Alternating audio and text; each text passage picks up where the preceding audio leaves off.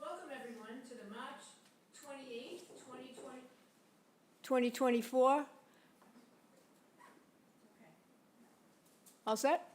Yep. Welcome everybody to the March 28th, 2024 meeting of the Chatham Zoning Board of Appeals.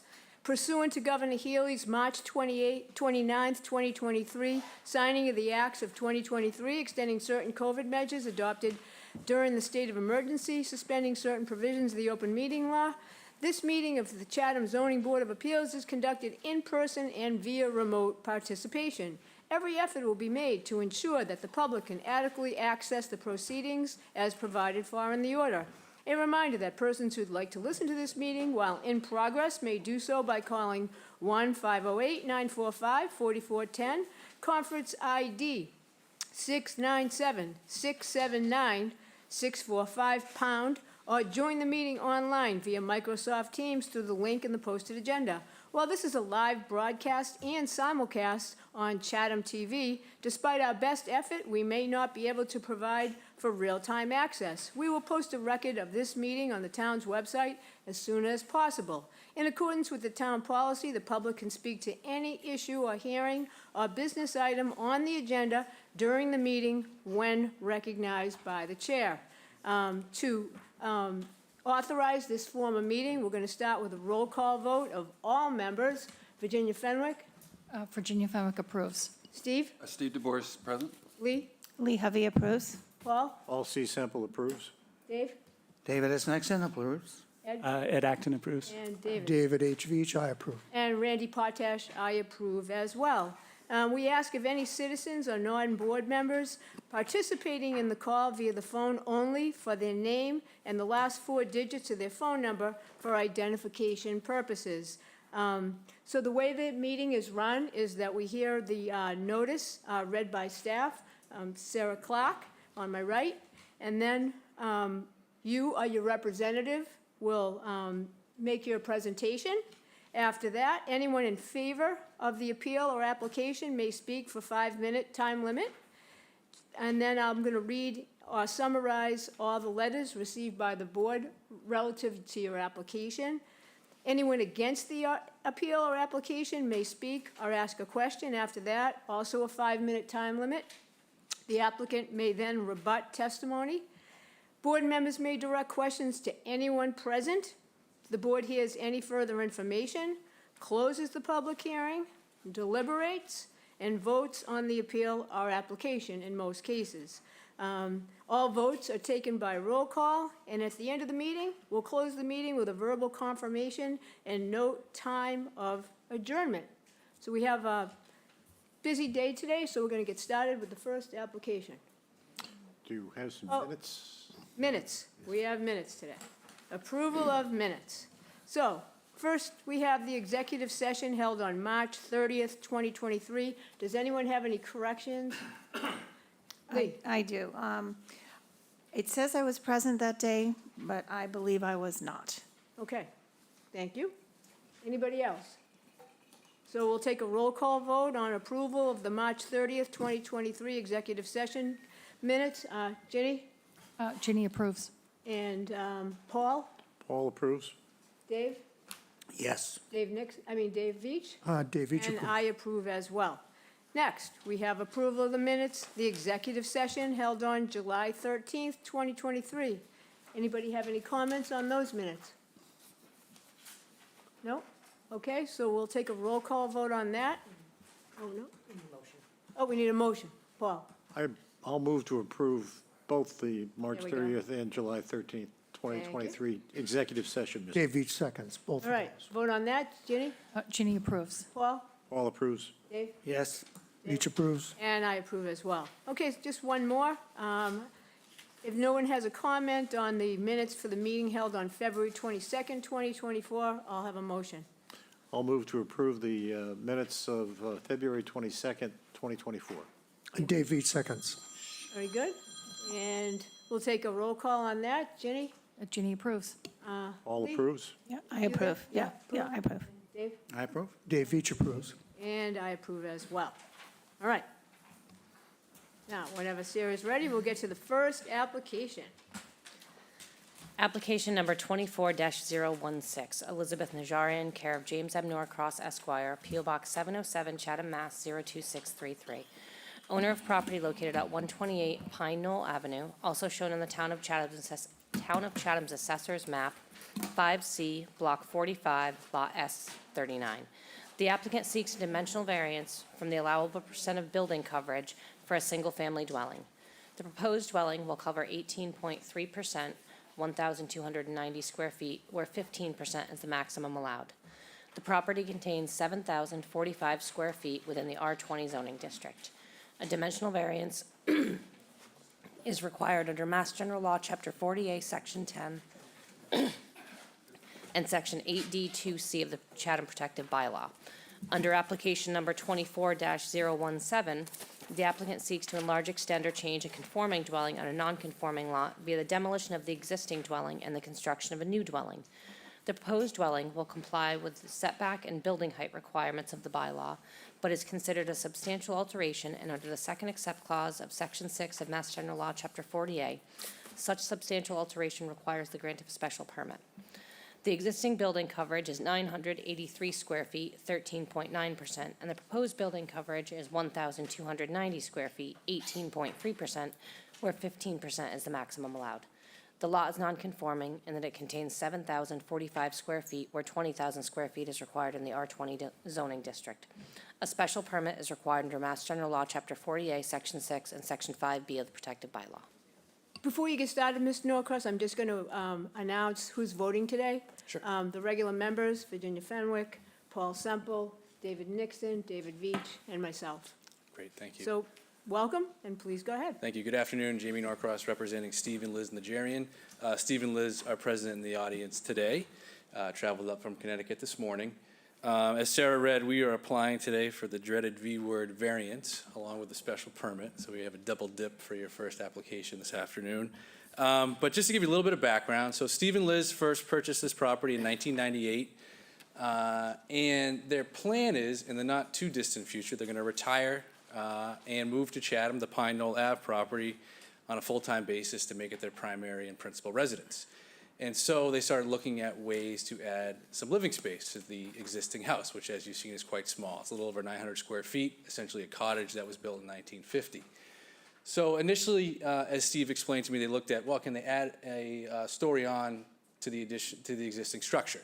And Steve, who is a engineer by trade, said the condition of the foundation is such that it is not suitable to add on any height to the existing structure. So that left them in the realm of looking at a demo rebuild. So they met with a builder, and their main goal in the design process is to come up with a design that had sufficient area on the first floor that would allow them to have their master bedroom, their kitchen, their living room, their dining room, mudroom, washer dryer, everything on the first floor, with the thought process being that, again, this is going to be their next forever home, hopefully, and for the rest of their years. And so at some point, while they're able to get up and down the stairs fine now, 15, 20 years from now, that might not be the case. And so they wanted the house designed to be such that they had all their day-to-day necessities on the first floor. And so they worked up this design with their builder. They were happy with the layout, happy with the design. We had a call last year for the first time and went over the fact that it met all the setbacks, but we were over the 15% coverage, currently where we're just under at 13.9%. And so we're increasing by about 160 square feet over the 15% that's allowed. And so the question was, well, to me, was that a big deal? I had to throw the cold water on everyone and say, yeah, it is. In Massachusetts in general, and Chatham in particular, a variance is a very difficult burden request It's a very difficult burden to meet, and few are rarely given. So my clients chewed on that for a while, and then ultimately decided they wanted to push forward with the request for the design that you see today, for the variance request, even though it would require this additional hurdle and a significant hurdle from this board, because they think that this design and the additional area on that first floor is really integral to them in their use of the property, again, for the next 20 years as their primary residence. It gives them the room on the first floor that they think that they need moving forward, so that, again, their next forever home is the way that they feel they need it and want it. So they asked me to push forward with the request, and that's why we're here today, to go through the design and then the variance, and if the board is so inclined, we'd move forward with the special permit request after that. Going through some of the background on the property and the existing and proposed house. So this lot was created as part of a 1950 subdivision, so that's prior to the enactment of the Chatham zoning bylaw. So this lot and most of the lots in this area off of Soundview Ave and Pine Knoll are less than 10,000 square feet. Once this area was designated as an R20 zoning district with 20,000 square feet required, this lot, and not all, but most of the lots in this area became pre-existing non-conforming. This lot, you can't really see from this photograph in particular from the site plan, but it's located at the intersection, or close to the intersection of Soundview Road and Pine Knoll Avenue, which creates a lot, which you can see here, that's about 15 feet shorter on the west lot line than the east lot line, resulting in a shape, I call it a parallelogram.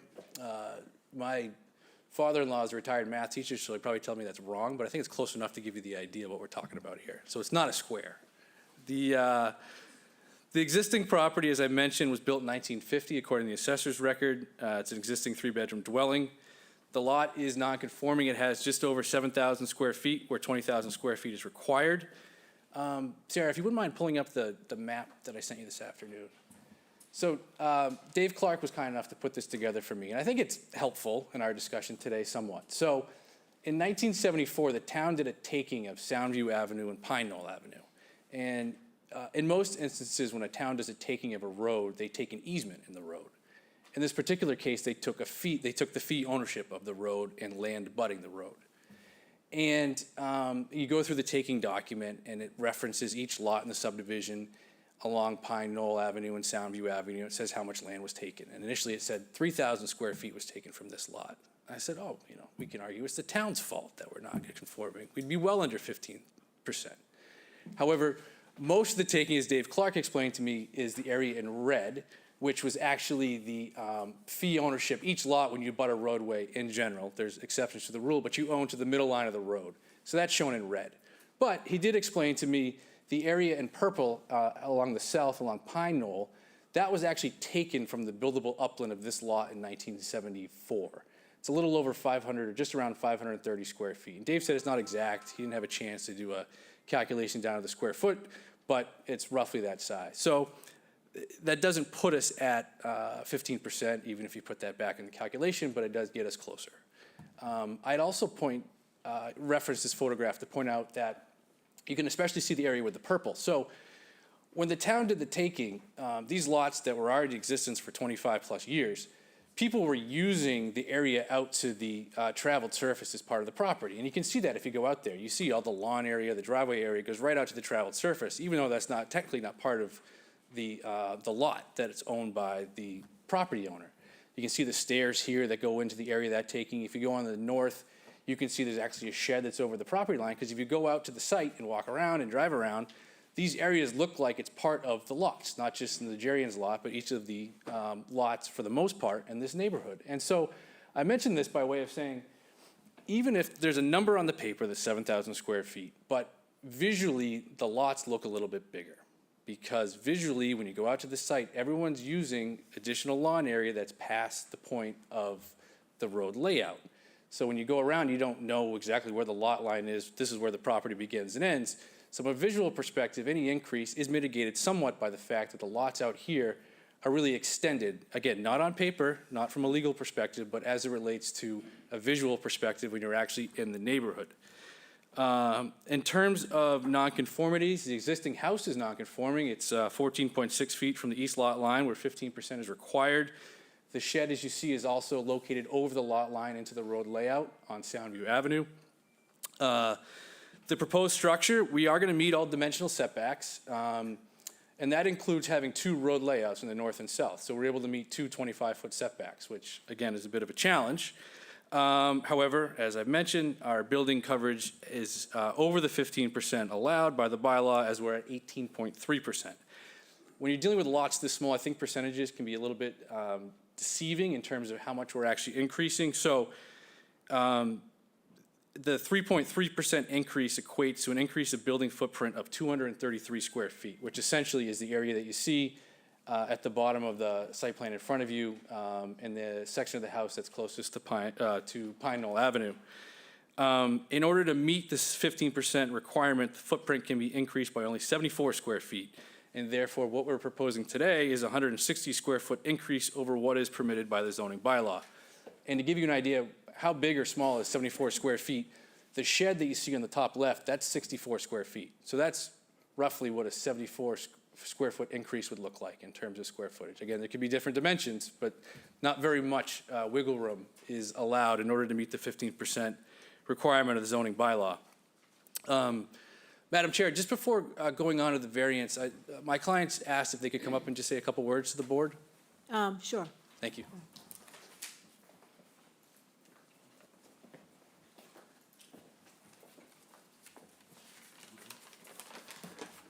Hi, good afternoon. I'm Steve Najarian. This is my wife Liz. Hi. We're the property owners. We just wanted to sort of restate the reason why we want to present you guys with this variance request. You know, we've owned that house for almost 30 years. We bought it when the kids were young and basically raised them there, and now they're expanding and growing, and now we have grandkids, and you know, we have a real strong attachment to that neighborhood and that area, and we want to keep that. As Jamie mentioned, you know, I'm 65, we're pretty soon retiring, you know, whenever she lets me, you know. But we realize we need to live a retirement on a single level. I have bilateral hip replacement, and while it's good now, I don't know in 15, 20 years what it's going to be. God forbid, you know, God bless, right? So we really want the one level living. That's very important to us. You have the copies of the letters. Our neighbors are very happy with our request. They just don't agree. They're very happy because we tried to design something, you know, being homeowners in the Cape for a lot of years, we understand the aesthetics and the desire to keep the aesthetics of the neighborhood and the style of the Cape structures, and we're very sensitive to that, and I think our neighbors appreciated that. And the house that we're asking for really is a 2,300 square foot. It's very moderate in size, and we're not developers trying to develop something and flip it. We want to do this for our future, our retirement. As Jamie mentioned, you know, the existing cottage, you know how they built them in the 50s. It's, you know, they find wood on the way down and they, you know, build a wall. And the foundation is not adequate. I'm a professional engineer in Massachusetts, and it's just unreinforced block. You can't build another story on top of it. So you really need to do a rebuild. So that being said, you know, we hope you look at our variance request favorably. And I just wanted to reemphasize the portion of the one-level living. Being a nurse of 42 years, I'm especially aware of the need to plan for aging and, you know, have the one-level living in the future. So, Thank you. Thank you.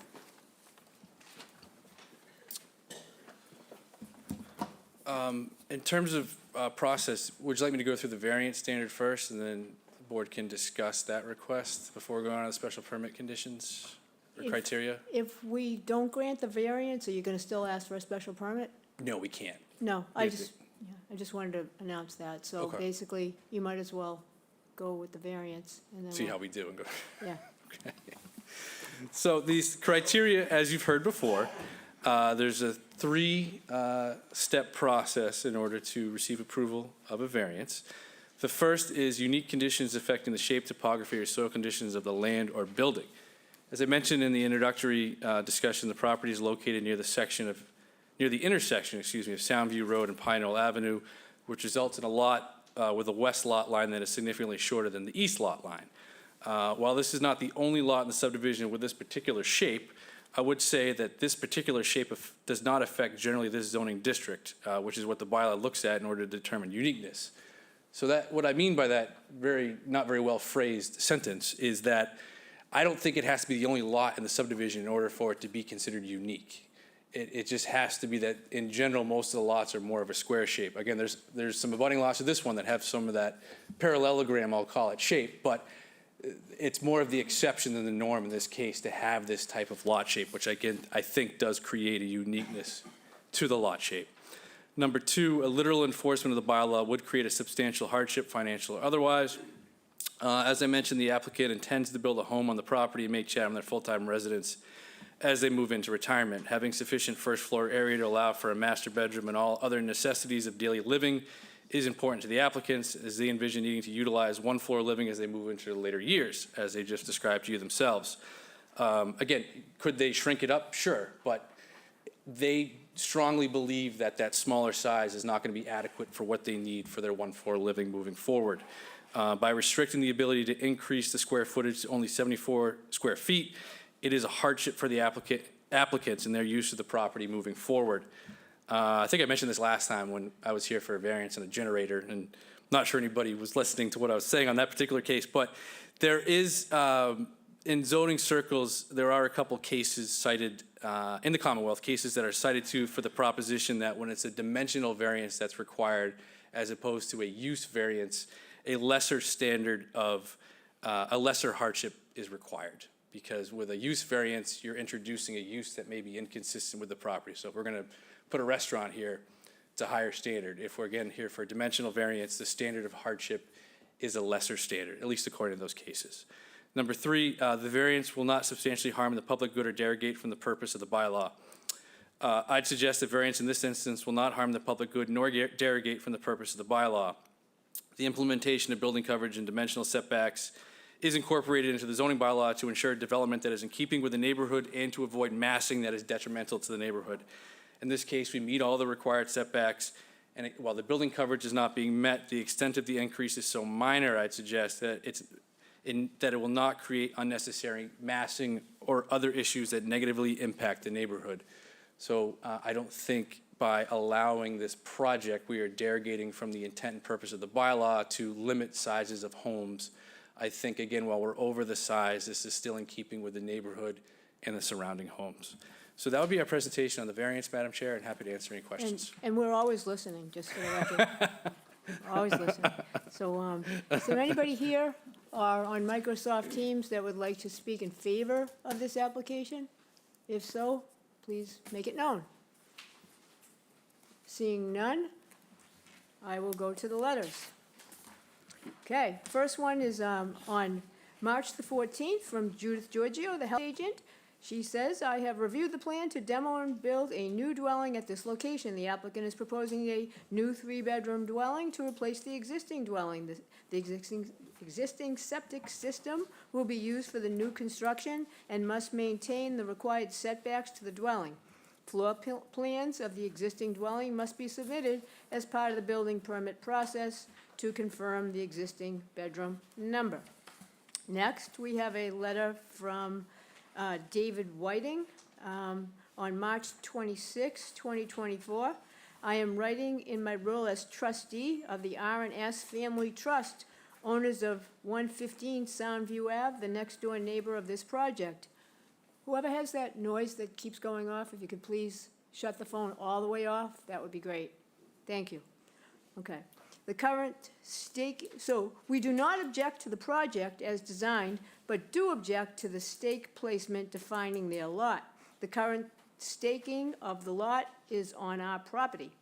The original permanent Cement markers with the drill marks are the true corners of the lot and need to be honored. The current project stakes continue to be placed on our lot, and our objection will continue until the lot lines defined by the original lot makers are respected. This project should not move forward at the expense of our loss of land.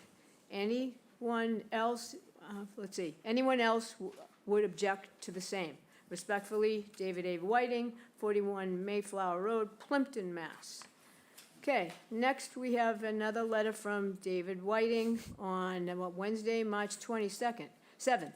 After receiving a phone call from Attorney Norcross, he explained that the lot line for this project has been revised and will be the original lot lines as defined by the permanent markers and denoted on a revised plan. Thank you, David A. Whiting.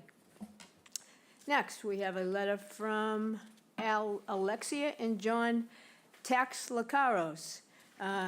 We are reaching out today this is on October 8th, 2023, in support of our neighbor's variance request. We have been fortunate to live in Chatham for 9 years, and our home is located directly in the rear of that of the Najarians. They have been respectful, responsible, community-focused neighbors for their entire duration of our home ownership. Mr. and Mrs. Najarian have updated us on their desire to upgrade their family home to be a residence for them and their family for generations to come. We have reviewed their proposal for the new house construction at the architectural drawings. We are in complete support of their proposed variance, and they wrote that in bold. We understand that this is a minimal increase in building footprint while staying within all the town mandated setbacks. My husband and I are planning on owning our home on Soundview for many years.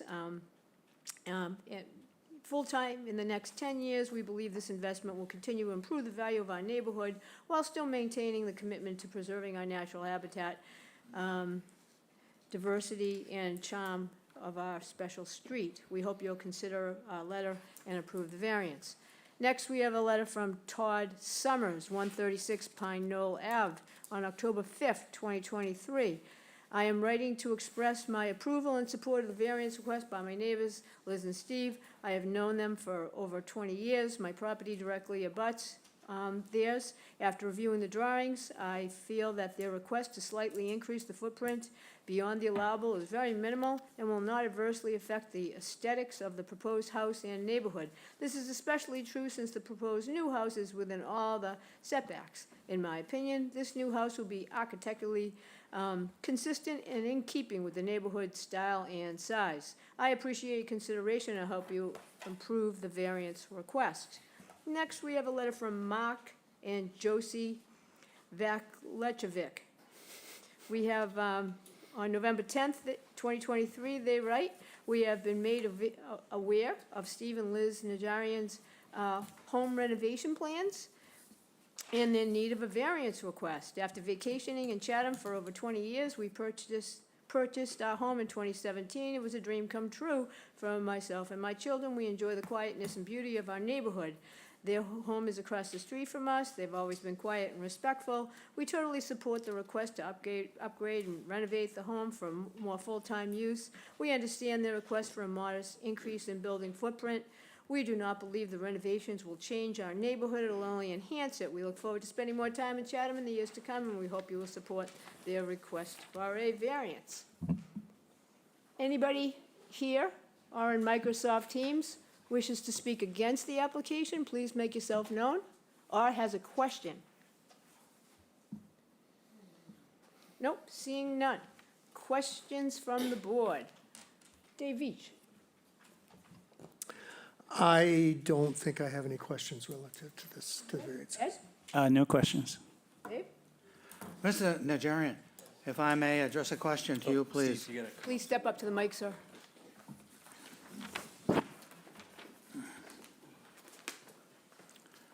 Yes, sir. So let's talk about your foundation. Yeah. You know, part of what Jamie said and you did was that the foundation is not suitable for a second story.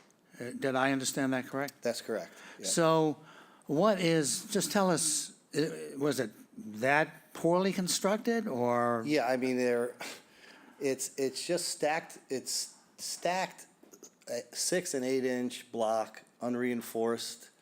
Some of it's not even on a strip footing. and some of it has been slightly excavated adjacent to it, so it's not, buried, doesn't have the frost depth that's required. So from a load-bearing point of view, another floor would not be possible. I see. Yeah. I'm sure you've considered replacing the foundation. Well, yeah, I mean, that's always a possibility. But then the next question is the existing framing of the first floor. That's a little bit suspect too, because I've done a renovation, I've taken down the walls in there, unfortunately, myself a couple times, and the framing is a little bit haphazard. It's not consistent. It's at best 2x4s, without insulation, and in some cases, they're not even 16 inches on center, and they wouldn't meet today's code at all either, So I would not want to land another floor on top of in addition to the foundation, on top of the first floor, wall framing. So in the perfect world, which none of us live in, but, suppose we did, wouldn't you rather tear the structure down and start from scratch and have something that was, that you had confidence in? Oh, absolutely, and that's one of in addition to needing some extra first floor living space, that's a big concern of mine, especially being a structural engineer, that's what I do for a living. I want something sound, I want something that's permanent, I want, we'll probably overkill it, that's just the way I am, but, you're right. And going beyond that, it's a lot of old electrical in there, there's a lot of old everything in there, that kind of want to get rid of. Okay. Thank you very much. You're welcome. No other questions. Okay. Paul, questions? Just to start, a point of clarification, Jamie. The gross floor area comparison that you provided with other houses lists the lot size for 128 Pine Knoll at 7,663, but the application talks about 7,045 square feet. I noticed that this afternoon, Paul, and so I was going through the assessor's records, and so that 7,600 figure is actually from the assessor's records. So that's incorrect. That's on the... So it's incorrect? The assessors have it incorrect, and it's incorrect on my sheet. So Okay. the plan is 7,045 is the correct number. All right. So when we're talking about the percentage of coverage, it makes a significant difference. It makes a significant difference, it does, Yeah, yep. all right. So, based on the assessors, we'd be in pretty good shape, but not on the reality on the ground. And do I understand that the proposal is to construct a new building, but enlarge the footprint? Correct. The alternative, I suppose, to avoid a variance would be to construct a new building that was within the percentage requirements. Correct, we could, within the existing footprint, or we could add up to 74 square feet to the existing footprint would be our, the extent of our increase to keep it at 15%. Okay, I have no other questions. Lee? No questions. And Steve? I have no questions. And Ginny? Just one quick question. That chart that you put together for us, very helpful. It showed a street called Britton Street that Yeah. you referenced two houses on. Yeah. But I didn't see that on there. It's unnamed, so if you go to, do you have the assessor's map that I think I sent I along? don't have a copy of it. Oh, let me send it, so, I'll just, Oh, that one, okay. it's the, Sarah's going to pull it up for you. it's to the left of Whitman Ave. It's, Maybe I do have it.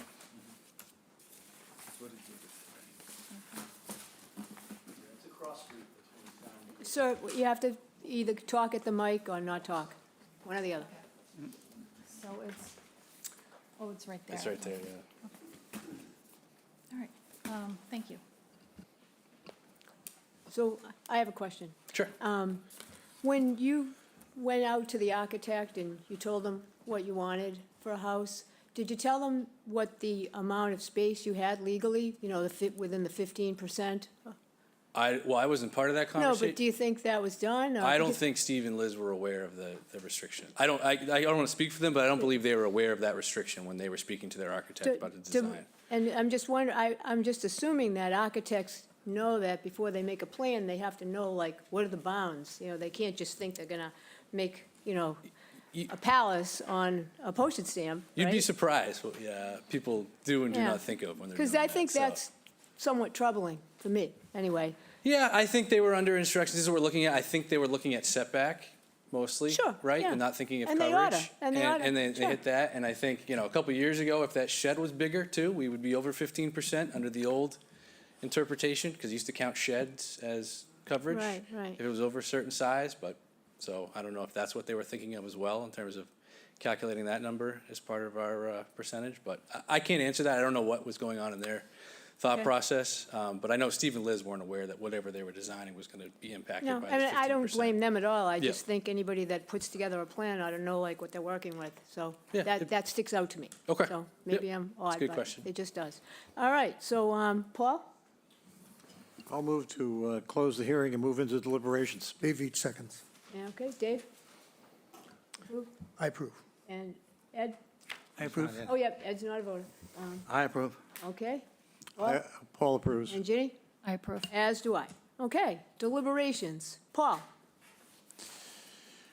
Well, I certainly can understand the applicant's desire to be able to live on one floor and make renovations. And I appreciate the approach by Jamie in trying to be creative and come up with a basis on which to seek a variance. The difficulty I have is that I don't see this property, this lot, as being unique. I mean, there's practically, almost every lot in that area has the kind of, in effect, parallelogram or non-parallelogram look, and it just, it seems to me that there should be a way to accomplish what you'd like to do in terms of one-floor living without exceeding the requirement with respect to coverage. And I don't see it as unique that would satisfy a variance request. Ginny? Deliberations. Yeah, and I agree with Paul. You've been your presentation was excellent. As you know, the criteria is very difficult for the variance. I don't see the lot as unique either. The hardship, you could maybe make a case for that, given the comments that the homeowner made. I'm struggling a little bit actually with the third one as well, because not substantially harm public good or derogate from the purpose of the bylaw. Your chart that you sent us, which I do have a copy of that, it was included in what you shared. We got that ahead of time, and you listed 46 properties. This is why I asked for the street, because I didn't see it on there. Right. There were only 2 on that, but 17 on Pine Knoll, 19 on Soundview, 8 on Whitman, 2 on Britain. 46 properties, only 5 out of 46 are larger than the gross floor area than the 3515. That's what you were listing here for the lot size. And you were even including a larger lot size here, which is even smaller. Right. And of those 5, oh, no, I'm sorry, there were only 5 lot properties that are larger than that gross square floor area. And all 5 of those lots are larger. I mean, I'm sure you looked at this too. Right. So really, it is defying, I mean, when I tie it back to like the bylaw, it just is, it sets a bad precedent to approve that when there's no basis in that neighborhood that's how I was looking at it. Am I Yeah, struggling with the third one? I'm not sure that design is going to overpower the neighborhood or the lot. I mean, the 3,000 and change number obviously includes the basement, as does what I tried to provide for I other don't disagree about calculations, design, and to be honest, I mean, that wasn't even what I was Yeah. looking into, just with respect to we're, as much as I empathize, and I, like Paul was saying, appreciate the desire to have more space and very smart to move towards, the single-level living.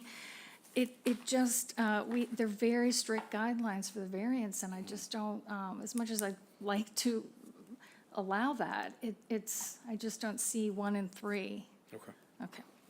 Dave Nixon, deliberations. Thank you, Madam Chair. Yeah, as was brought up by Ms. Fenwick, the lot argument, I don't think works. But more importantly to me is the hardship. And this is a self-generated hardship. This home, I believe you said, was purchased by your clients 30 years ago, almost, something like that? 25 to 30 yep. years.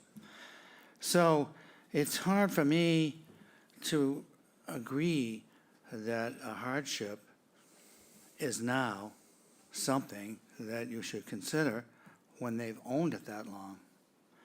And as Mr. Najarian was kind enough to say, maybe there's some aspects of this house that ought to be replaced. So if we circle around and go back to where I usually come from on a variance, there are needs and wants. This is not a need. This is a want. And as such, I do not believe it qualifies for a variance. Dave Veach. Well, there's certainly as much a part of me would like to be able to accommodate the Najarians. I have to, as a sitting board member, I have to agree with what all my previous colleagues have pointed out. It isn't unique. The lot isn't unique, really. And I also noted, as Ginny had, about the lot sizes for the other gross floor areas exceeding this one.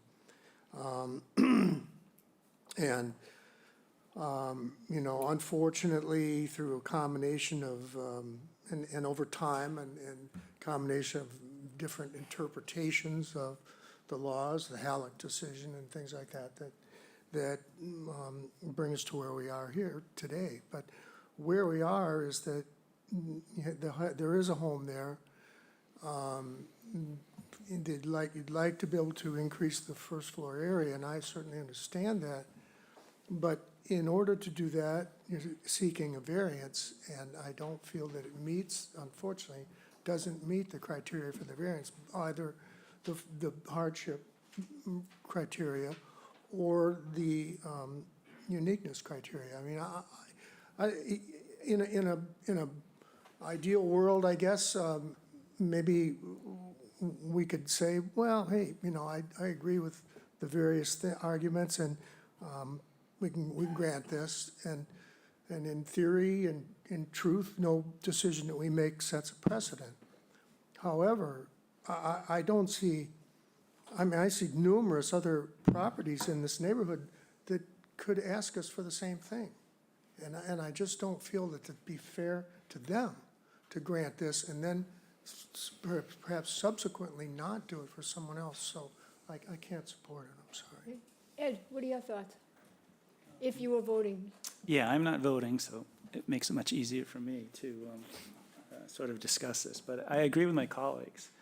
In addition, if we were to approve the variance and we're over the 15%, at some point, down in the future, that's an additional encroachment that's been approved that someone could come back to the board and perhaps say, increase it further unless it was deed restricted or something to that effect. So we also have to think about the future, and again, the argument with the neighbors that, there could be more requests like this. So I agree with my colleagues.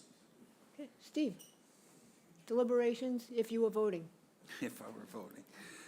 Well, I agree with everything that's been said previous.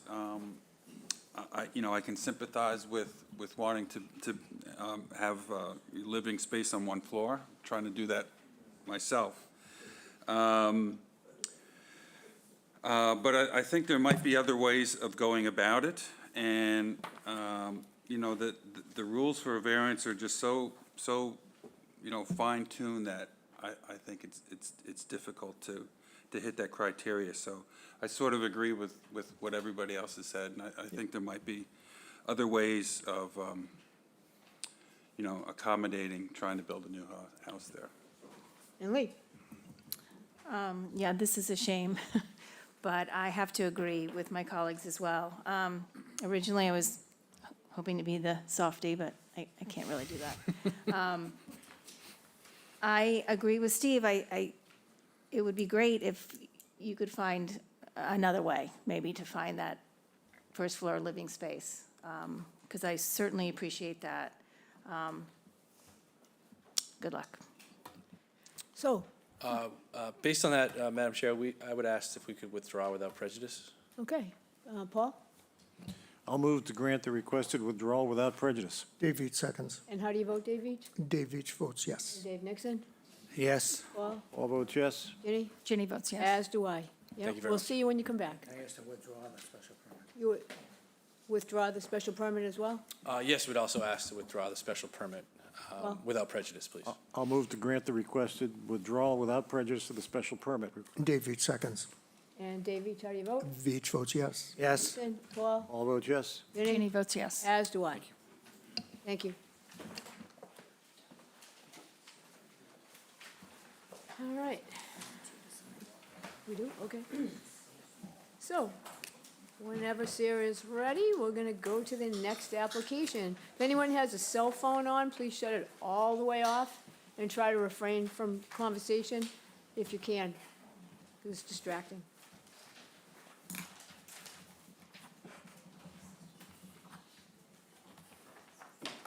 Okay.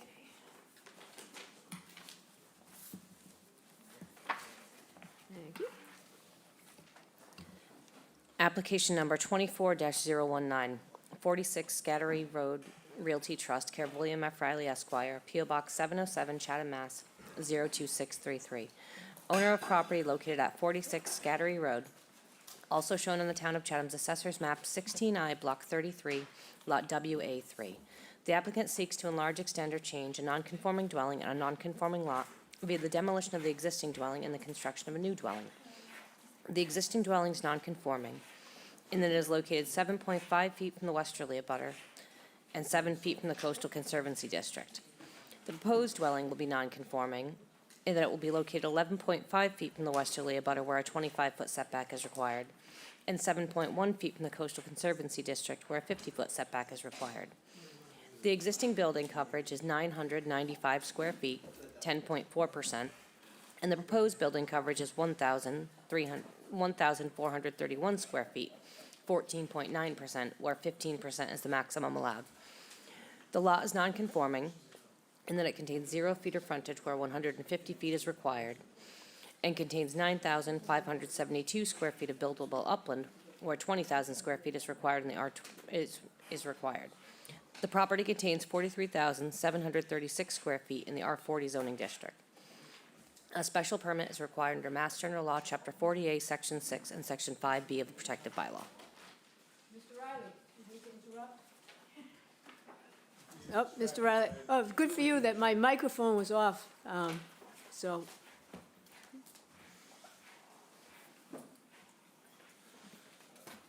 Good afternoon, Bill Riley on behalf of Carolyn McDonald, who's seated in the back row with Steve Nicholson, her builder.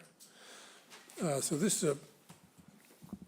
is a property, Ms. McDonald pointed out to me. I said they'd been in the family for 100 years. She pointed out I was incorrect. It's been in the family for 200 years. Wow. So, in any event, it was formerly lived in by, it was built in the 30s. Ms. McDonald's mother had lived in it for quite a while. It's been vacant for a while. And so they like to update things with modern construction and modern conveniences. So they thought they would remove the building and construct a new one. They selected as an architect another Nicholson, Kenny Nicholson, who's with us from Vancouver. And so I'd like Kenny to describe the design process he went through with Carolyn. Kenny, you there? Here I come. Am I there? Yeah, speak up. Yes. Can you hear me okay? Yes. Well, we went through several iterations of design format to come up with this scheme. A variety of influences. We had the garage on the high on the lot, and then Well, went speak up, back- Kenny. You gotta be, Sorry. there you go. Is that better? I'll lean right in. Anyway, I just want to add that it was my grandfather and my great uncle that built the place, so it's with due respect that we're working on this place.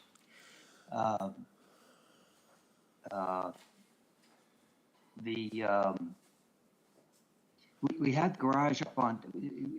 Carolyn insisted that we keep a garage, so one scheme was the garage high on the lot, and with all the bedrooms under the main building, basically.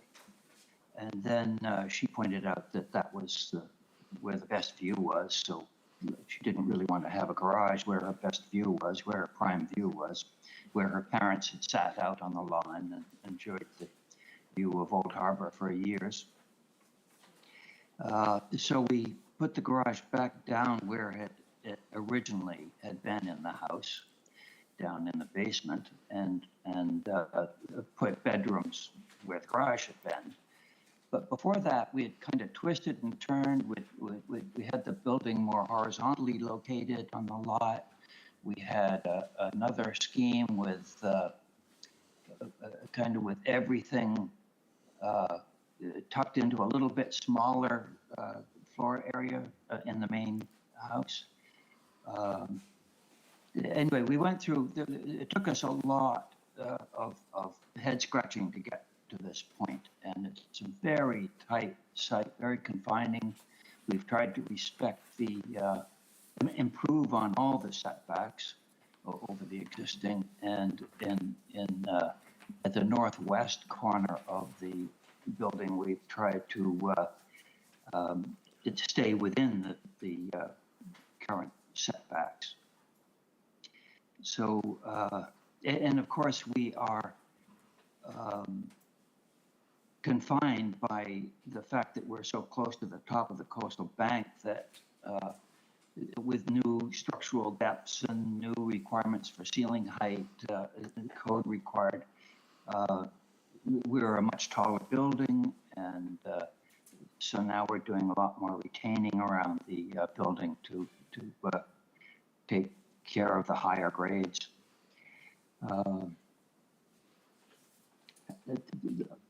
I'm open to questions. All right, thank you very much.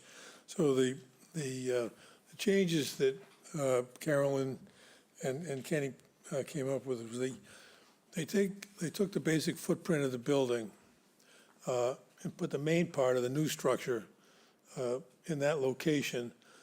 They moved it several feet to the east to increase the setback to the westerly sideline. So where previously it was 7.5 feet to the westerly sideline, now it's 11.5 feet to the westerly sideline. Then they took the new bedroom that they're talking about and put it at the north end of the building on the single floor. So the main house has a second floor, but the addition on the north side is only a single floor. So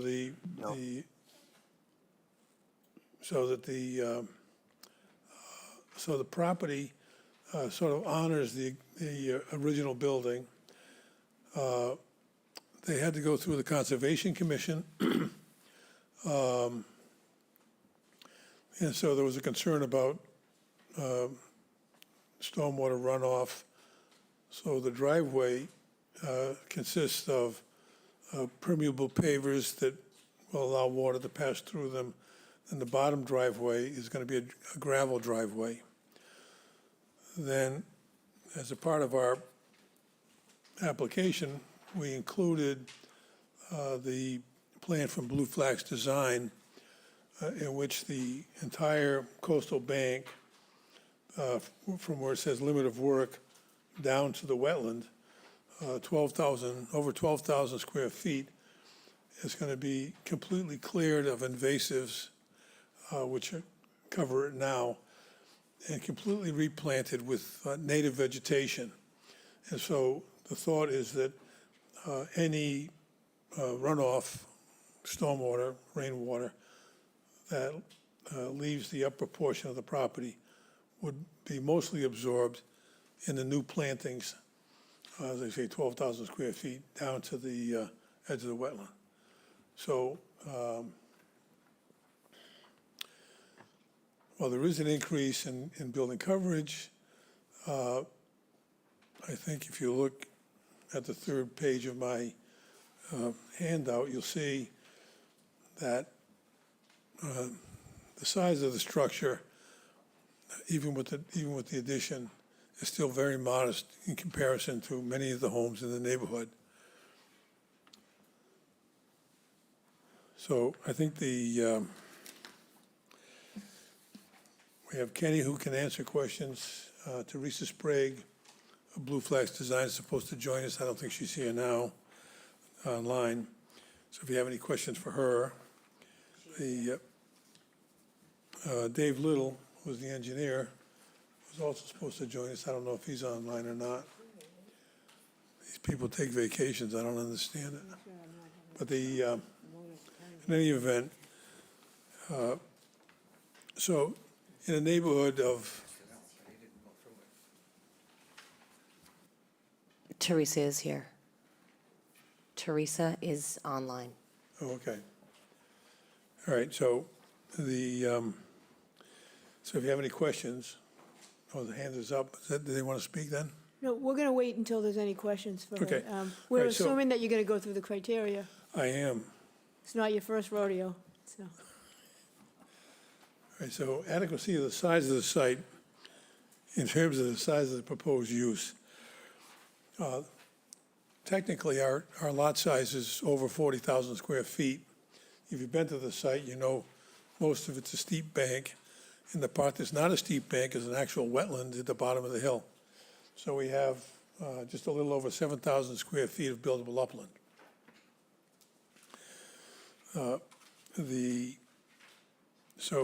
But what we've done is we've moved the building so there's greater distance from the westerly lot line, and the addition on the north side does in fact meet the current setback requirements. So in terms of the size of the site, considering the modest increase in coverage, we think is suitable for the project. Compatibility of the size of the proposed structure with neighboring properties. Again, we have this third page. So the properties that I selected, because it's a busy neighborhood, are the properties, so if you drive down Old Wharf Road, you could look up and see this house. So I took other properties on Old Wharf Road that are on the same side of the street. And as you can see, most of them are substantially larger by a factor of 2 or 3 over our proposed house. Then did the same thing on Scattery Road. So the properties on the south side of Scattery, I selected 34 through 66, showing our existing gross floor area is 1,844 square feet, and we're going to 3,586. Still, very modest in this neighborhood. So we think that our building is very much compatible in the neighborhood. In fact, people are going to go, what's that small house doing in this neighborhood? But in any event, the extended proposed use and the non-conforming nature of the structure. So the principal increase here is the increase in the living area, as we know from the Bransford decision and the Bjorklund decision. When you increase a living area on a non-conforming lot, and here we're non-conforming because we don't have 20,000 square feet of buildable upland. You're increasing there's an intensity intensification of the nonconformity. Suitability of the site, including but not limited to impact on neighboring properties or on the natural environment. So we had 3 meetings with the Conservation Commission where we worked through their concerns regarding the changes to the property. And that's why we ended up with permeable pavers in the driveway. Initially, we wanted asphalt. We used gravel at the bottom, again, to slow down any rainwater. And we are doing the over 12,000 square feet of replanting on the bank. So you'll see the correspondence from the commission that they're going to issue an order of conditions that meets their regulations. So we believe that, given the conditions from the Conservation Commission, we do believe the site is suitable for the work. Impact of scale, siting, and mass on the neighborhood visual character. So to get a little lyrical, the applicant's family's owned the property for 200 years. She retained Kenny Nickerson as the architect and his brother Steve as the builder. Their family's been there for about the same length of time. They were born and raised less than 100 yards from this site. And so both the applicant and her team have a real devotion to the neighborhood. And so they wanted to make sure that the design was something that would be suitable. And I think they've succeeded. Compatibility of proposed use with neighboring uses. It's a single-family residence in a single-family neighborhood. Method of sewage disposal, there will be a new septic system, drainage controlled by dry wells from the roof, the driveway's permeable pavers and gravel, and the proposed planting will absorb a substantial portion of any stormwater that reaches it. And no impact on traffic flow and safety, no impact on noise and litter. The utilities are adequate, and 11 and 12 are not applicable. So that'd be our presentation. Thank you, Mr. Riley. Is there anybody here or on Microsoft Teams that wishes to speak in favor of this application? If so, please make it known. Seeing none, I will read the 3 correspondence from town officials in Chatham. First one from Judith Giorgio, the health agent, on March 13th, 2024. I have reviewed the plan to demolish the existing dwelling and rebuilding a new dwelling. Floor plans of the existing dwelling are required to confirm the existing dwelling layout and bedroom number. A new septic is proposed and will require approval from the health department. Next, we have a letter from Christina Bassett of the Historical Commission. And that was on March 7th, 2024. The Historical Commission found the home at 46 Scattery not to be historically significant and did not impose a demolition delay. Next, we have a letter from the Conservation Commission on March 7th, 2024. The proposed project was continued to April 3rd, when it'll be issued an order of conditions. That's in 2024. The project as proposed will be conditioned to meet the performance standard under the applicable laws. That is it.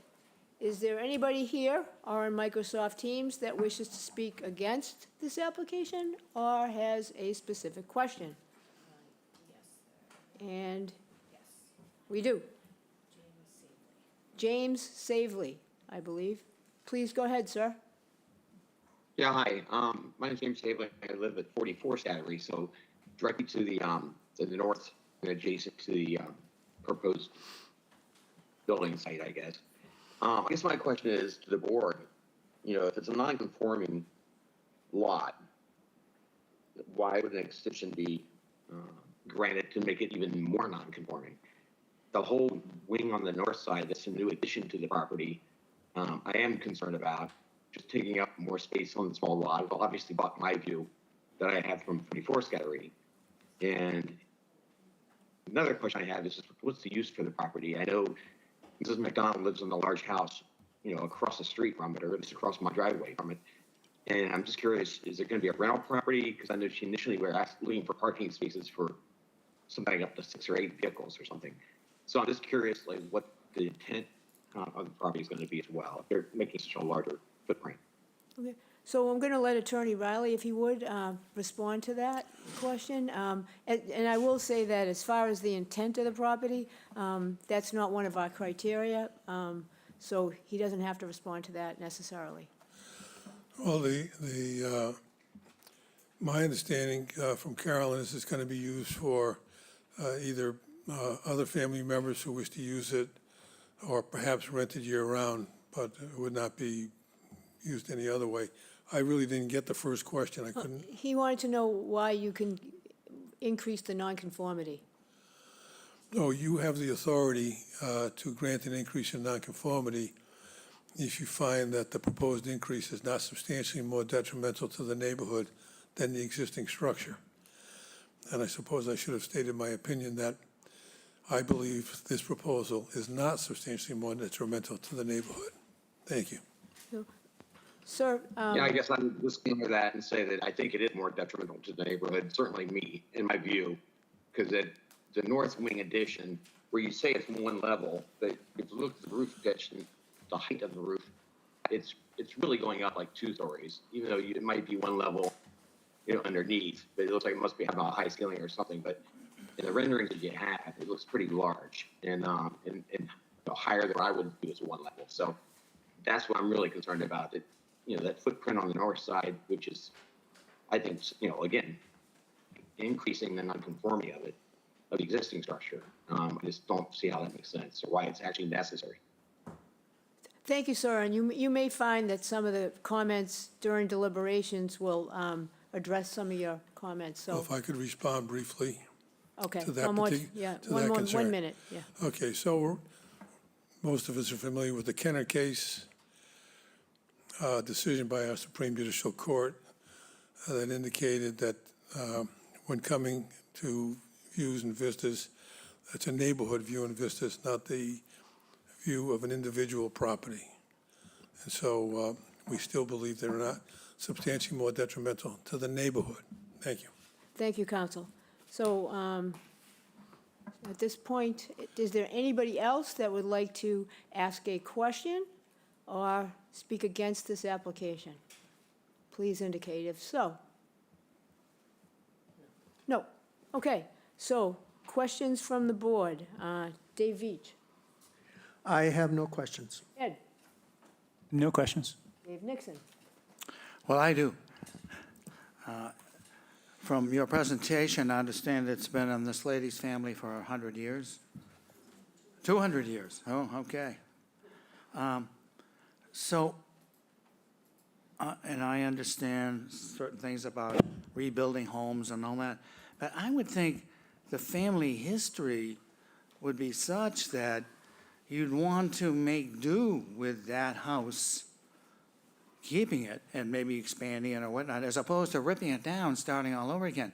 I'm no, well, I guess I am. I am a preservationist, and it troubles me that that doesn't seem to be part of the conversation as to what's the matter with it? Why can't we keep it? I'll be happy to explain. Great. All right, so the home for conservationists, preservationists in this town is the Historic Commission. And so we had a couple of hearings with the Historic Commission, and we pointed out that despite the fact that the building was built by previous generations of the Nickersons, it was built in the early 30s, sort of in the Depression. The level of construction, candidly, is not what I would call high quality.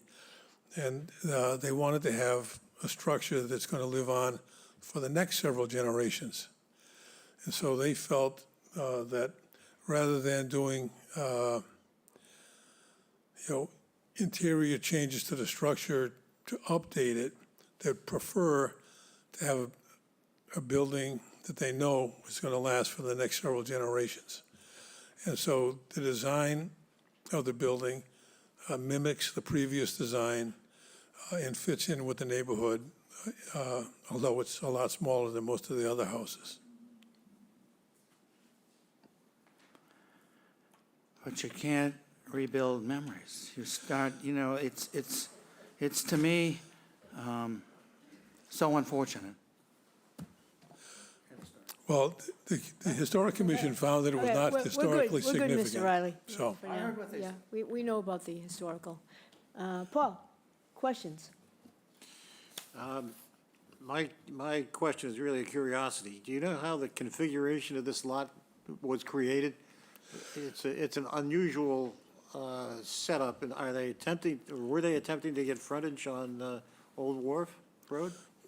no, what happened back one generation is that Miss McDonald's, well, her mother had a brother.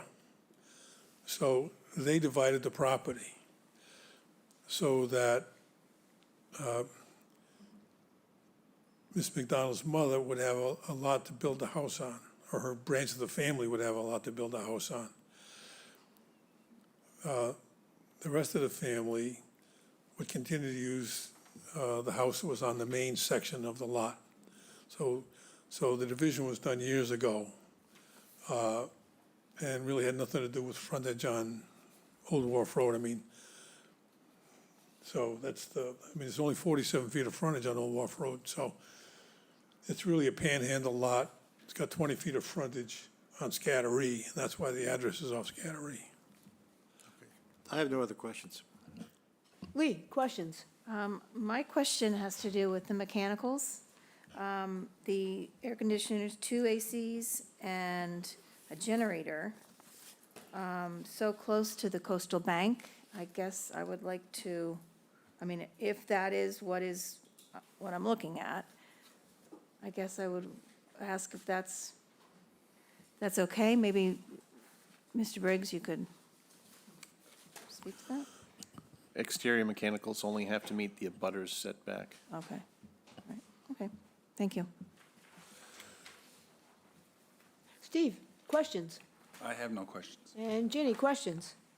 Mine is just a technical one, Mr. Riley, and you kind of just answered it. The frontage is 47 feet, needs to be 150 according to I was just surprised that the advertisement, that goes out that says that there was 0 frontage. So is that an issue?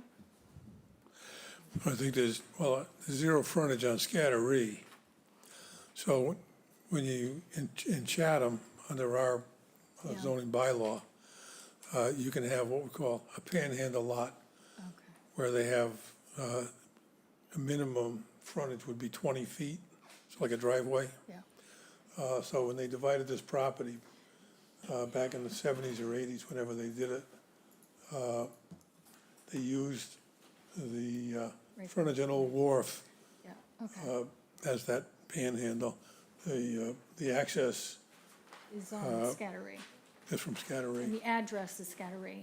That's So correct. why. Okay, I just wanted to reconcile that, because the site plan does say 47 feet. Okay, that was all I had. So I have a question about gross floor area. I'm not calling you out, Mr. Riley. I was going to say this at the beginning of the meeting. So our rules provide in Section 3C3 that all applications should have the gross floor area existing and proposed right on the application. So again, I'm not calling you out, but in the future, for you and for anybody else that comes before us, we really would like to see that. And in this one, we did get the existing floor area of 1844, but we didn't get the proposed gross floor area with the application. So That's correct. I apologize for that. that's okay. I'm just, yeah. So do you know what it is?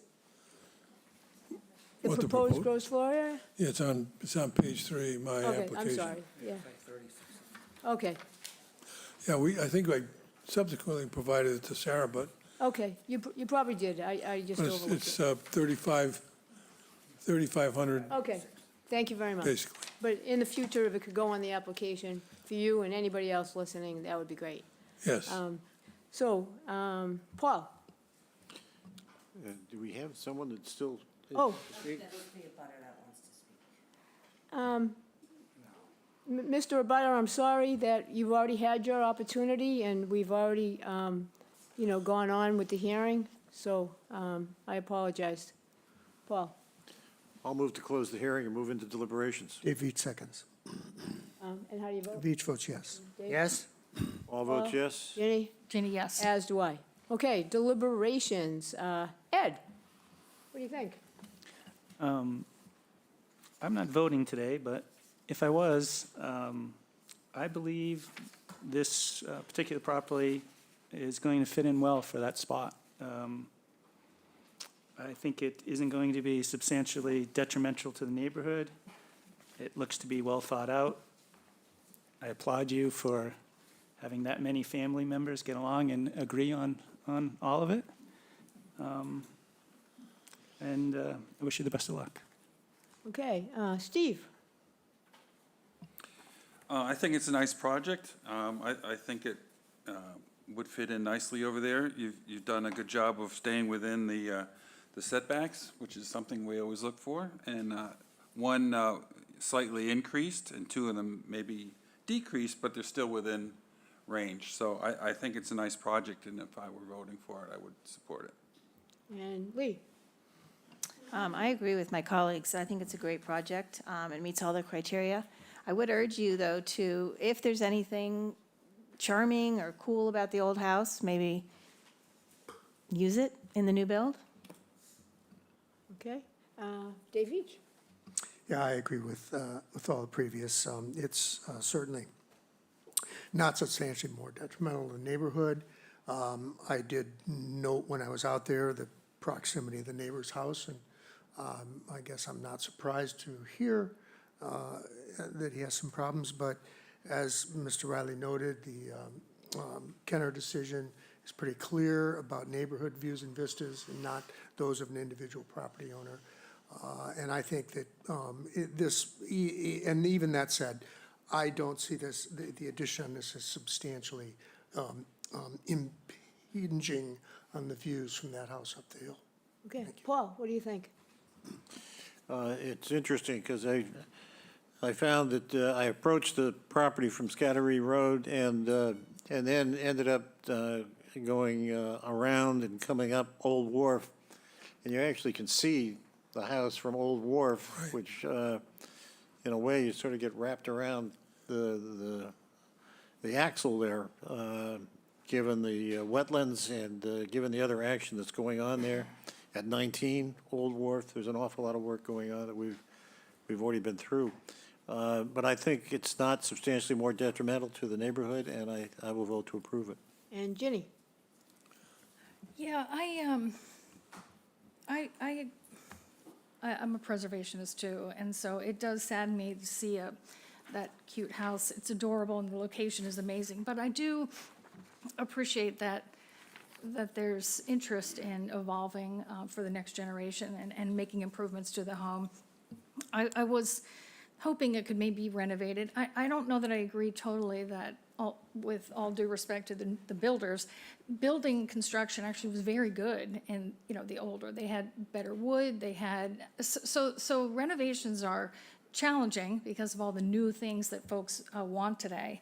But with respect to the criteria that we're looking at, it is going almost to the max of the building coverage, and it is a constrained lot at less than 10,000 square feet, but it's got all that property around it. So, and that's even though it's not buildable, it's part of the property, and then the view, the vista, particularly to Paul's point, from the sea. That's where you see the house. You don't see the house at all from Scattery.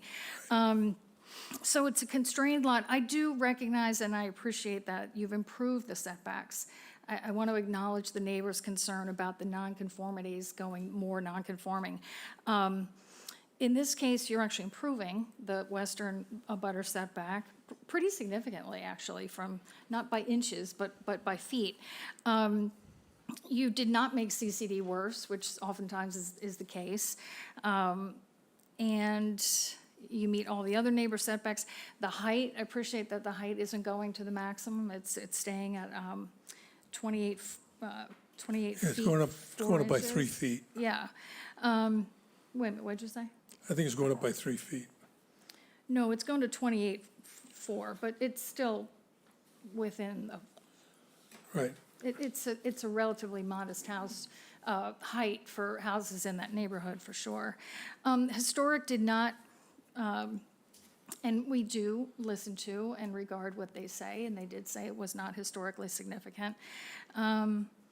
And I do think that the conservation plan, I know we didn't hear from Teresa, but it's very impressive. And that's important because of that location. And we're talking about the building lot is 9,000 square feet, and the rest of it is, a lot of it is in conservation. And so this is very important to that property. And this almost actually is what kind of really helped make the decision for me, because I think there's a substantial improvement in this plan to all of that land that is really an important part of that property and the neighboring properties, so that's. Dave Nixon. Thank you. Thank you, Madam Chair. Well, as I stated, I'm sorry to see it go. I really am. But, frankly, it's none of my business. It really isn't. When I look at our criteria, I can find it is in no way substantially more detrimental to the neighborhood. Okay. Criteria, Paul, what do you think? Conditions, I always call it criteria. I would think that our normal conditions could apply. Do you see any reasons why they should not, Bill? Well, since the property is not visible from Scattery and only visible from Old Wharf, and the adjacent property owner is the applicant, there's plenty of room for construction vehicles. So I don't think they should apply in this case. So let's see what the members think. What do you think, Jenny, about conditions? I actually agree with Mr. Riley. I think that property, I drove it again yesterday, and it's got a lot of, it's not driveway, but it's lawn that's been, I think it can serve as a driveway. I think there's enough space there. So no conditions? Or just the timing?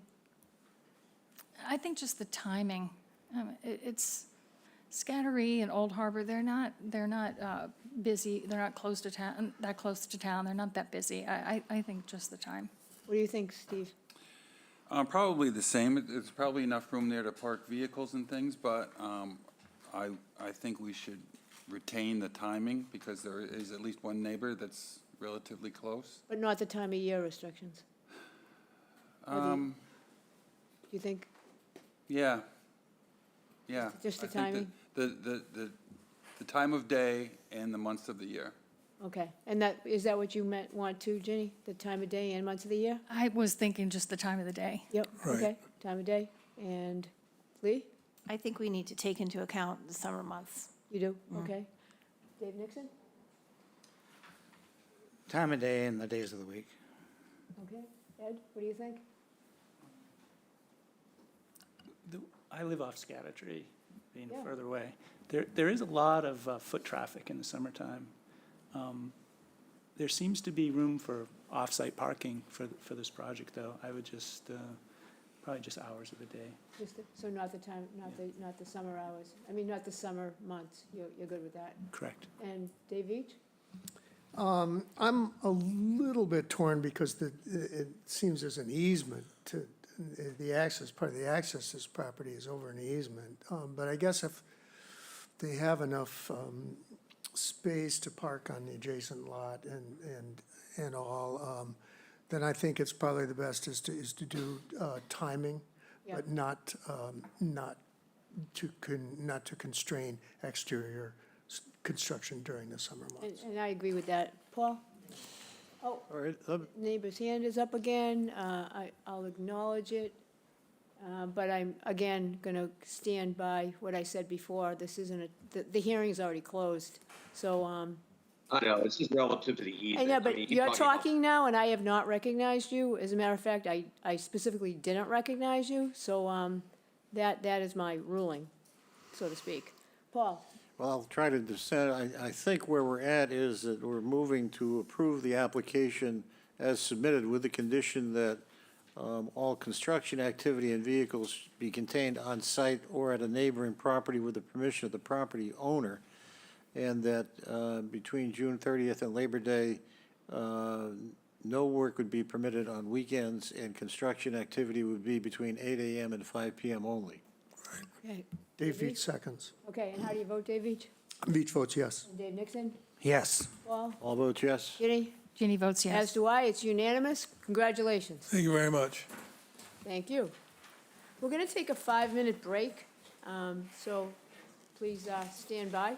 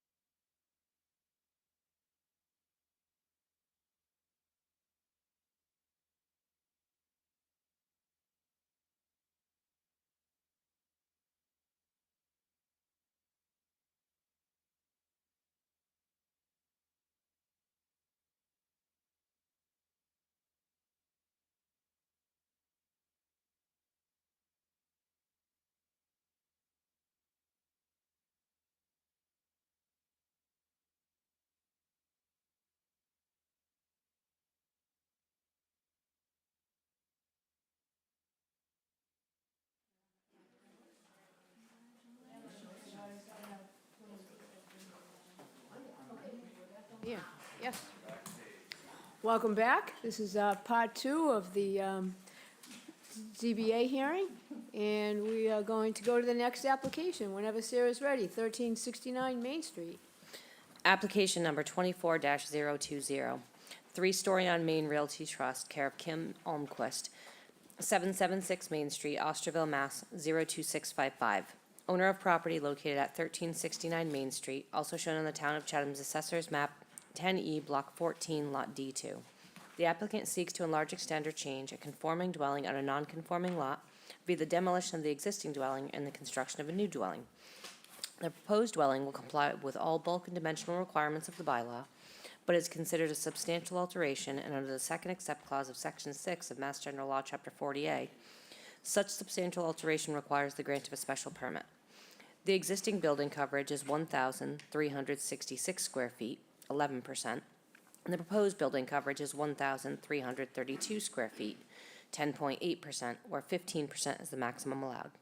The lot is non-conforming, and that it contains 12,370 square feet, where 20,000 square feet is required in the R20 zoning district.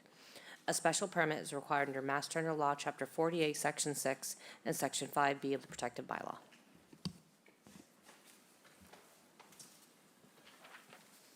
Good afternoon, Madam Chairman, members of the board. I'm George Gakitis, GS Design Group. We're the architects representing Main Realty Trust. Welcome. So go ahead with your application. So we're basically have a tear down, and we're rebuilding with a new structure.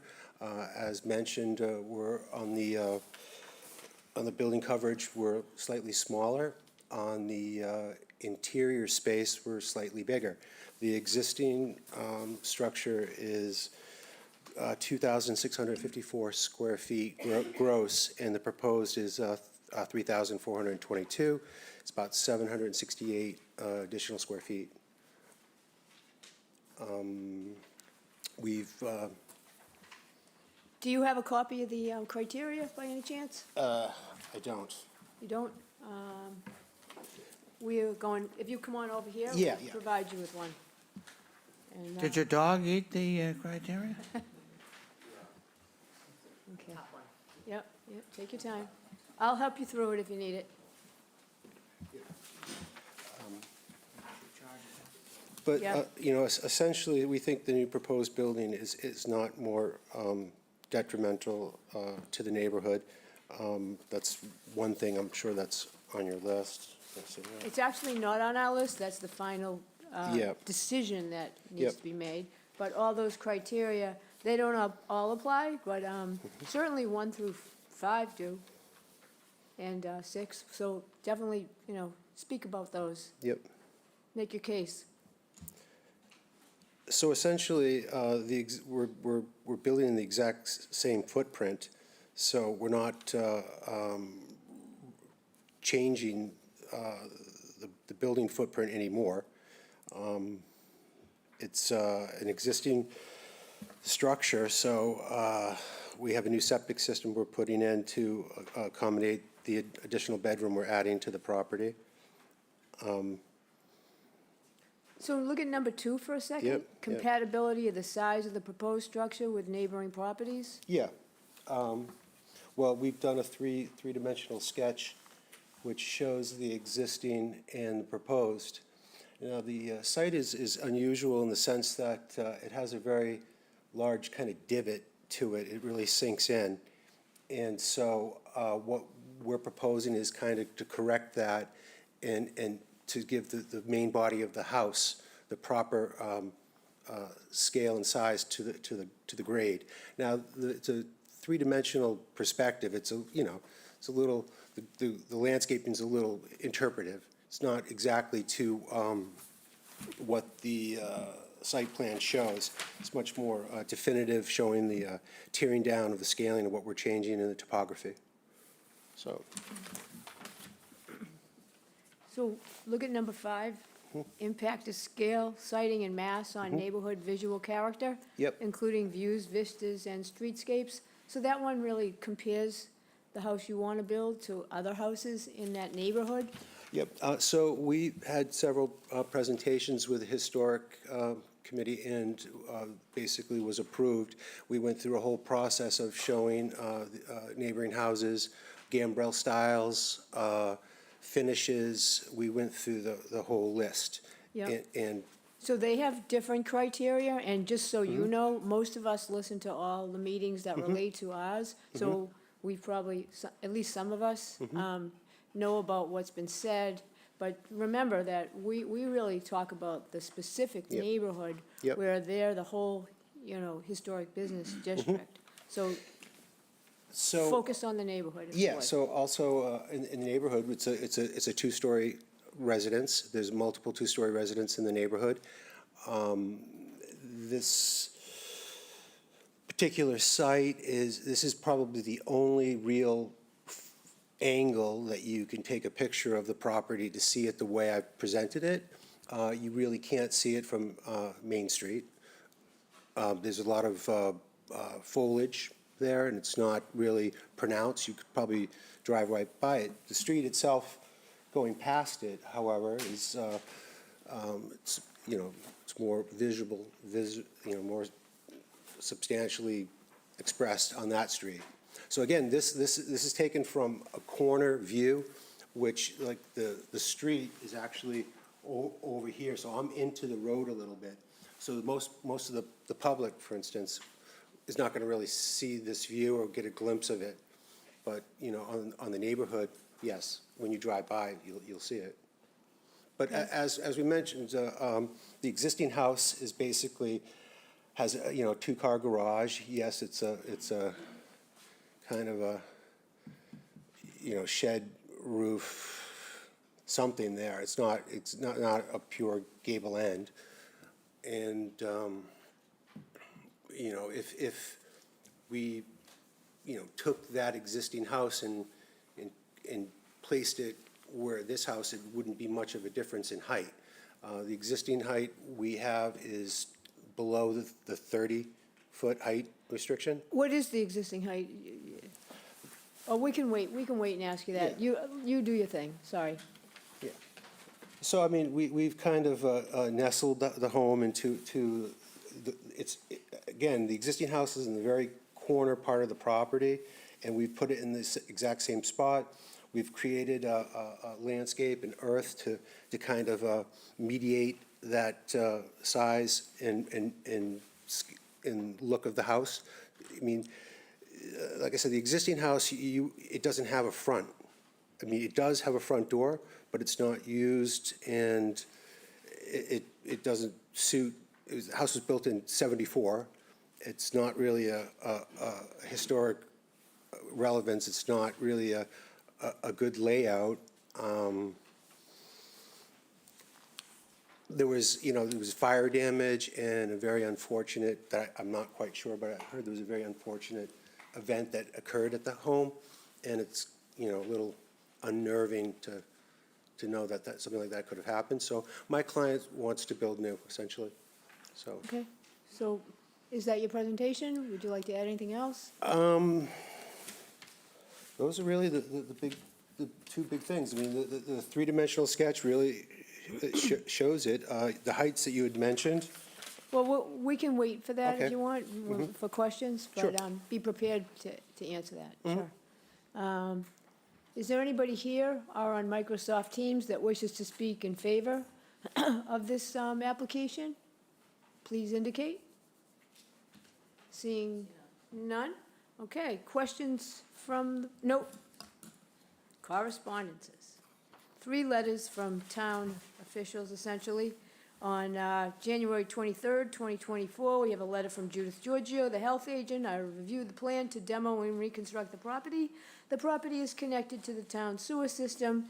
It is approved for 3 bedrooms. Additional flow must be applied for at the sewer department. I have no objection to this application.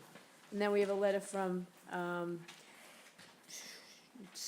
Christina McCarthy, on March 13th, 2024. And she says, attached, you'll find the projected balance sheet for 1369. who will be appearing before the zoning board on March 28, 2024. They currently have an outstanding balance on their first half real estate tax. I would like to thank you in advance for your time and assistance on this matter. Have a nice day. And that was on March 13th, 2024. And that balance looks like $1,057.01. Let's see. This historic commission voted in favor 4-1, and that was on January 4th, 2024. On December 20th, actually, 2023, they had a meeting and met and rendered the following decision with regard to your application. The commission voted 4 in favor, 1 in opposition, and 0 abstaining. With the conditions of the windows shall be white, the applicant shall return for approval of hardscaping and landscaping. And that concludes the correspondence. Is there anybody here or on Microsoft Teams that has a question or would like to speak against the application? If so, please go to the podium. Sir, you are recognized.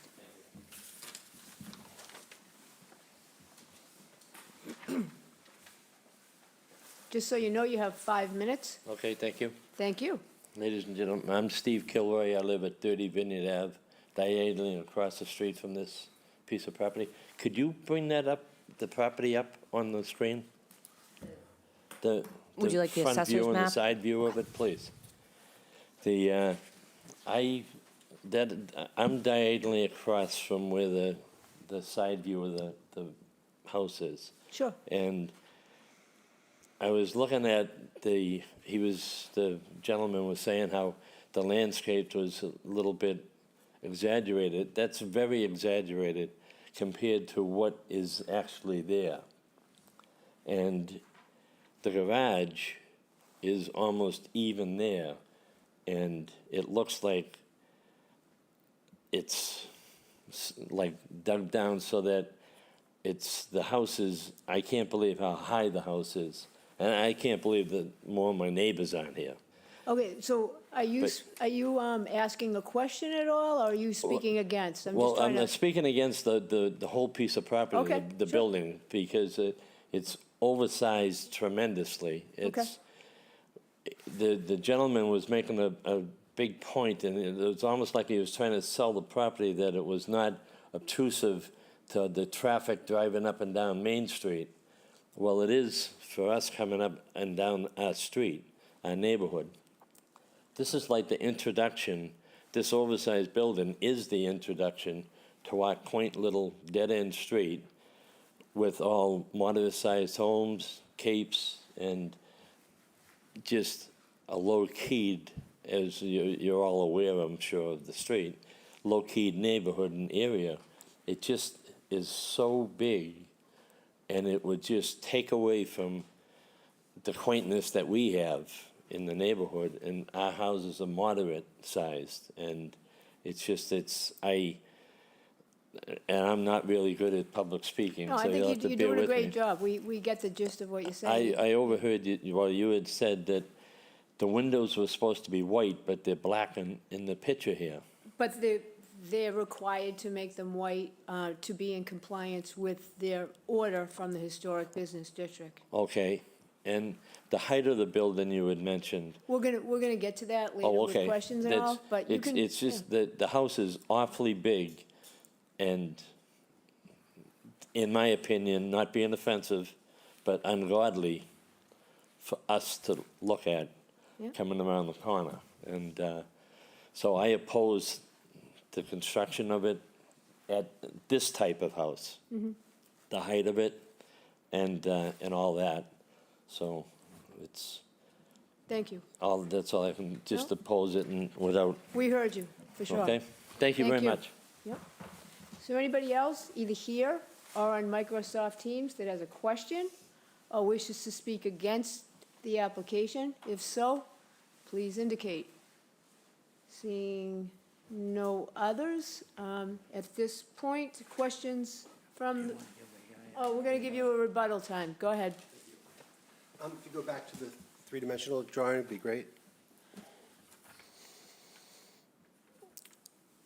Okay, so I understand the neighbor's concern, and I just wanted to address that, sir.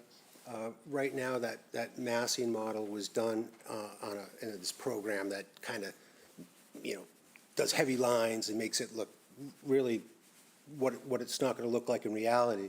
If you lift up a little higher or lower the image of the one below,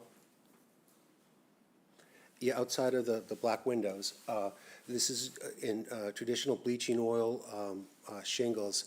The size it's deceptive, and it's deceptive for a couple of reasons. Only because the gambrel roof is basically a larger kind of facade than a regular gable, like the house that's there now. You go back to the 3D. I do want to emphasize that the way the massing model is portrayed, and that's the one you were really referring to, the line weightness, the line thickness, and just that whole look is making the building look a lot more dense or larger than it really would be. And, I went to architecture school where I didn't do a computer. We used to draw perspectives with pencils and T-squares, and if I had done that with this particular view, the density and just the line weight would just like melt away. I mean, this is a photo montage using that photograph to show what it would essentially look like. But I want you to just, if I could just walk up to the screen real quick. Yeah, you have I to just use the want podium. to. You have to stay at the microphone if you're going to talk. So this kind of scale right here was probably right to about here.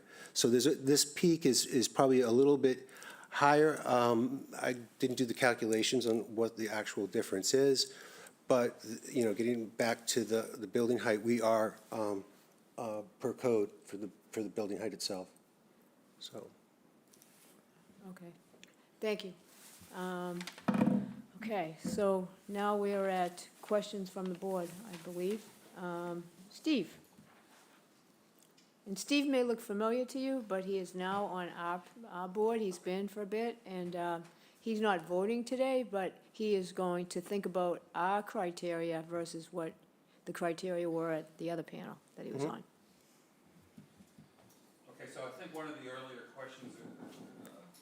Microphone. Sorry, I think one of the earlier questions was the height of the structure, and from what I calculate, it looks like it's about 29.6, which is only about a half an inch of fudge factor. And I think some of that is because you've got 10-foot ceilings on the first floor. And I'm just wondering that if you were to make them even 9-foot ceilings or 8-foot ceilings, that would decrease the massing of the house and how tall it looks and how big it looks as you come around the corner. Sorry. Is that a question, Steve? The 10 feet, I gotta Yes. look at my drawings, that might be floor to floor. I mean, I have to roll out my drawings and take a peek. But if it were 10-foot ceilings on the first floor, we'd make it 9 if we got approved. Okay, so you're basically saying you're flexible in terms of the height of the building? Yeah, but outside of that one little bit, there's not much more you can do. The fact that the style of a gambrel house has that little triangular piece. Your second floor is essentially in the roof. Okay, so we're just going to stick to that specific Yep. question, and any other questions, No, Steve? that's it for now. No? Jenny? Oh, I'm go ahead. sorry, one more No. thing. There was a retaining wall on the side of the driveway. I guess it would be on the south side of the driveway. Do you know about how tall that is? We did a calculation on that because it's considered a building structure if it's within the setback. So if you go to that 3D perspective, we kind of, drew a concept of what that would look like Okay. over behind the trees there. Okay, well, that looks like it comes almost to the top of the Yeah. garage door, so it would be probably 7 or 8 feet high. Correct. Okay. Okay, thank you. Okay, questions, Paul?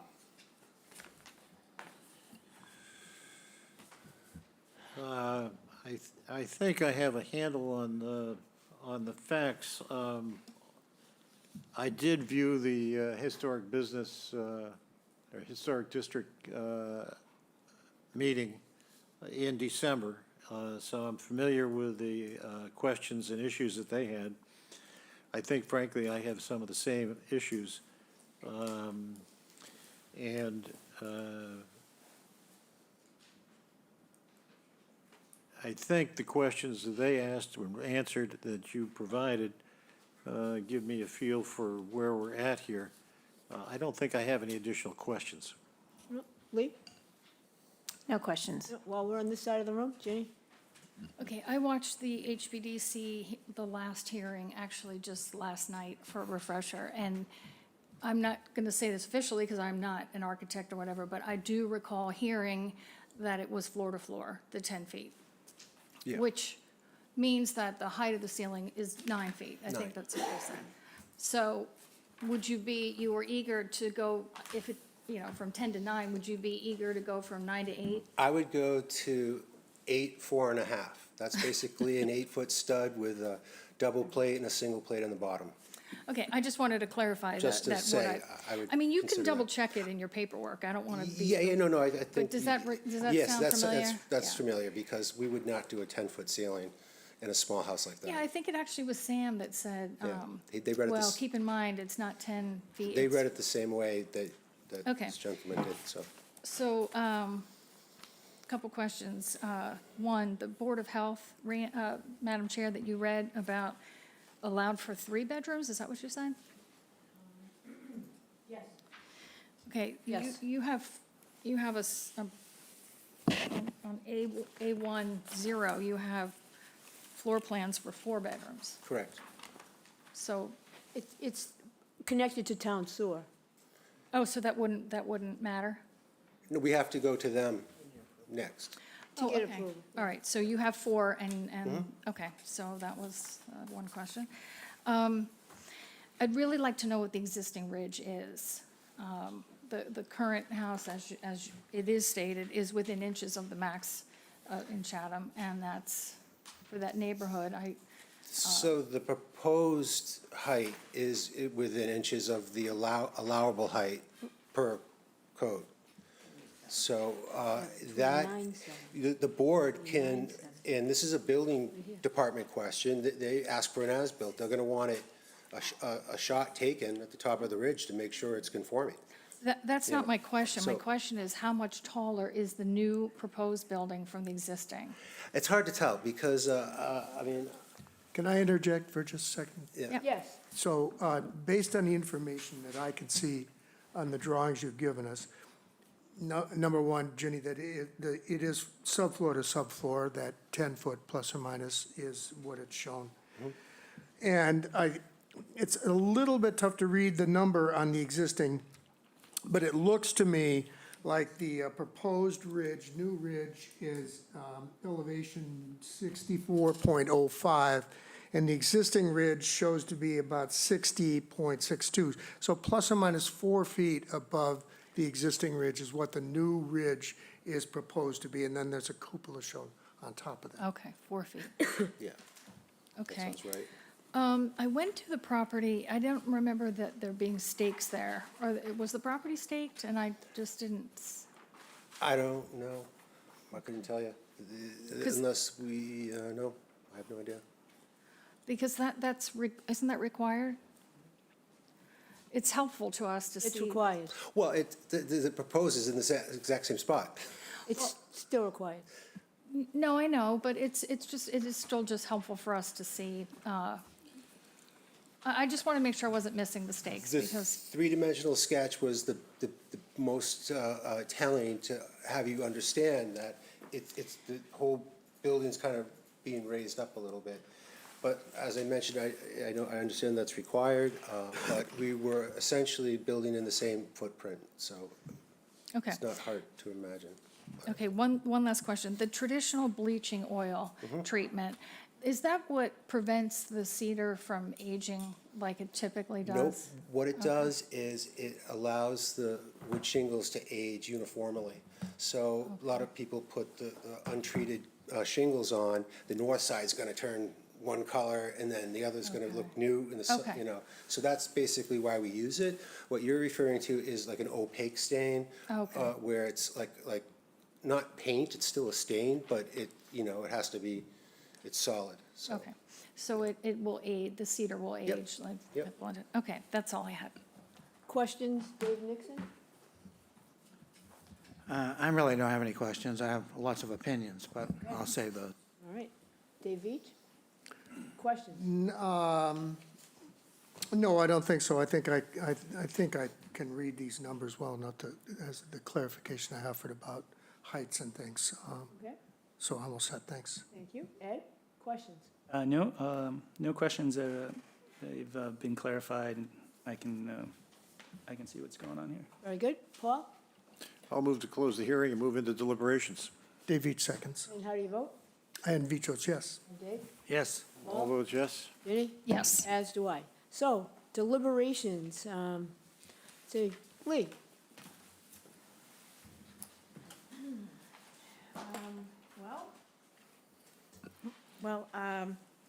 I am struggling with this one. I'm struggling with the math, especially from Vineyard, looking at the facade of the garage that goes up 3 stories. I don't think it fits in with the neighborhood. I do think it would be substantially detrimental. If it could be reworked to maybe not that, make that garage section not as, it's just opposing, or, I'm not sure the word I'm looking for, but it just is, it's a lot of mass. I also don't love the cupola. I think it makes it look even taller than it actually is. I'm not voting today, but those are my thoughts. Okay. Paul, deliberations. Well, I agree with the neighbor who came in and spoke with respect to the application. It seems to me that, and I agree with what Lee has said, the mass of this building is substantial compared with what is also in the neighborhood. And given the view from Vineyard Avenue, it is in a hollow versus the view from Main Street, but it's also rising by 4 feet approximately, plus the cupola. And the perspective that you provided, the 3D perspective showing the landscaping, shows to me a substantial change in the topography versus what is actually there. When I look at all of that and consider the size of the ceiling in the first floor, and the fact that you're within 0.35 hundredths of the maximum allowed, to me, is just out of proportion. And it does not follow the impact of scale, siting, and mass in the neighborhood, which would be appropriate. So I would oppose the application. Okay, Dave Nixon, deliberations. Thank you, Madam Chair. Yeah, this to me, the massing is really just too much. When I first saw this view of looking at the front of the house with the cupola, as Lee said, the cupola just makes it worse, you know. To me, it's just too much of a house, just too much. The particular design you've chosen, or whoever chose, maybe is not the right one for this lot. So if I went through the criteria, and you have it in front of you, I would state number 2, which is the compatibility of the size of the proposed structure with the neighboring properties. As the gentleman out there said, it doesn't fit. Number 4, the suitability of the site is not for a house of this size and the location. Number 5, impact of the scale, siting, and mass on the neighborhood visual character. As stated, it's just way out of whack. And number 6, compatibility of the proposed use with the neighboring uses. Well, I guess the use is okay, but it just is too much. Dave Veach, deliberations. Yeah, by and large, I'm in agreement with my colleagues. I think, you know, I'm trying to envision, I mean, and again, looking at the drawings, basically it shows the garage L, if you will, it's proposed as being about the same site, same elevation as the existing upper ridge. So you're going up that much and then about 4 feet higher to get to the main ridge. It's, I mean, certainly, I kind of wish I'd watched the HPDC hearings, but I hadn't. In terms of apparent massing, you know, it's quite a bit. You know, gambrels aren't my favorite thing, but I don't act against them just because they're not my favorite. But this is, you know, coming from what's there, which is not the greatest architectural statement to make, to go from there to the gambrel it's quite a stretch, and I think it's just maybe it's a little too far. Perhaps, I don't know. I mean, we talked about, you know, we could bring the ceilings down to use an 8-foot stud, you know, 8 foot 4.5 or 4.5. And maybe the second floor, bring it down. Maybe we can drop a little bit. I agree. I don't think in this case the cupola is enhanced in a way that's positive in my view. So I don't think it's the style necessarily, but it's a combination of height and massing in comparison to where we're coming from. You know, I think it could use some work. And Ed? I do like gambrels. But unfortunately, they do contribute to the massing a little bit from an aesthetics point of view. You know, 9-foot ceilings are typical in a new house these days. Yeah, you know, that's what people want. But you could probably lower the building height, and then on the second floor, perhaps clip the ceiling to get the height there and bring it down a little bit. I think if you could perhaps bring the height down a little bit. Again, I like the gambrel, but it would be sort of the first one in that area. So I don't think it's substantially detrimental, but I think you could probably find a design that might fit in a little bit better. And Ginny? Yeah, I think it's the height. You know, it is not a historic house, but it is in a historic district. And so I think criteria 2 in particular, compatibility of size, but 5, the impact of scale and mass in the neighborhood streetscape. This is in a historic district. If there was ever importance of the streetscape, it's this one. So I think that, yeah, if you could scale it back, in particular the height, I think that when you look around the neighboring properties, not just the neighborhood on Vineyard, which the neighbor is here and appreciate his comments, there really isn't anything that high, that tall in that neighborhood. I understand what you're saying. The code in Chatham is 30, but the reason you're here is because we have, you know, there's discretion with respect to non-conforming properties. And I think you can hear that we all think it's too tall. And Steve?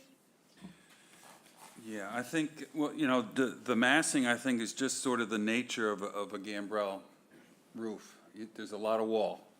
And from Vineyard, you not only see the massing of the garage and the area above it, but you also see the side of the main house, which makes it even worse, I think. So I think just the massing, the style of this house may be not the right one for that lot. And the fact that it is up on a little bit of a hill, maybe not because there's a hill, but because there is a divot in the front yard, it just makes it seem higher. So although it's a very nice-looking house, I just don't think it's right for that neighborhood. I just think it's too big. So, sir, you'd have to get 4 out of 5 votes, just so No, I you know. understand You that. understand that? Could I Okay. respond to a couple of the questions at all?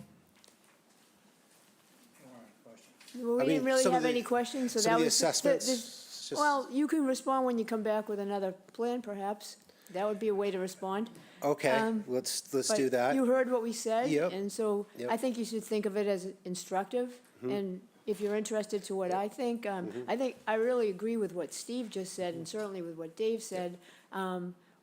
You might say, well, I can build a 30-foot house if I want to, because the town allows it, but like Ginny told you, not necessarily. Yep. So you can ask, but Right. you may not receive.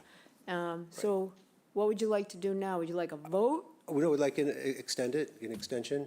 So you'd have to withdraw the application? Withdraw without prejudice, Cool. didn't do it in, yeah. That would be the best thing. I just want to say, the house is part of Main Street, and if you look at that as being your guide versus some of the lower streets. No, we're actually allowed to look at the guide as the rules provide, which is 300 feet essentially, the abutter in the neighborhood and that street that we are considering. So we are certainly within our right to consider the neighborhood, which we are doing. So, so you do wish to withdraw Yep. without prejudice? Yes, correct. Okay, Paul? I'll move to grant the requested motion to withdraw without prejudice. Dave Each seconds. And how do you vote? And votes yes. And Dave? Yes. Paul? Yes. Ginny? Yes. As do I, and it's unanimous. Thank you, sir. Thank you.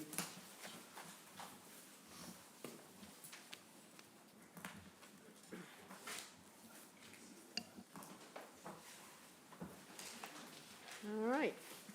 We have one more application, and when Sarah's ready, we'll hear it. Application number 24-022, Infinite Monkey Ventures, Inc., care of Mitchell Rogers, 66 The Cornfield, Chatham, Mass. 02633.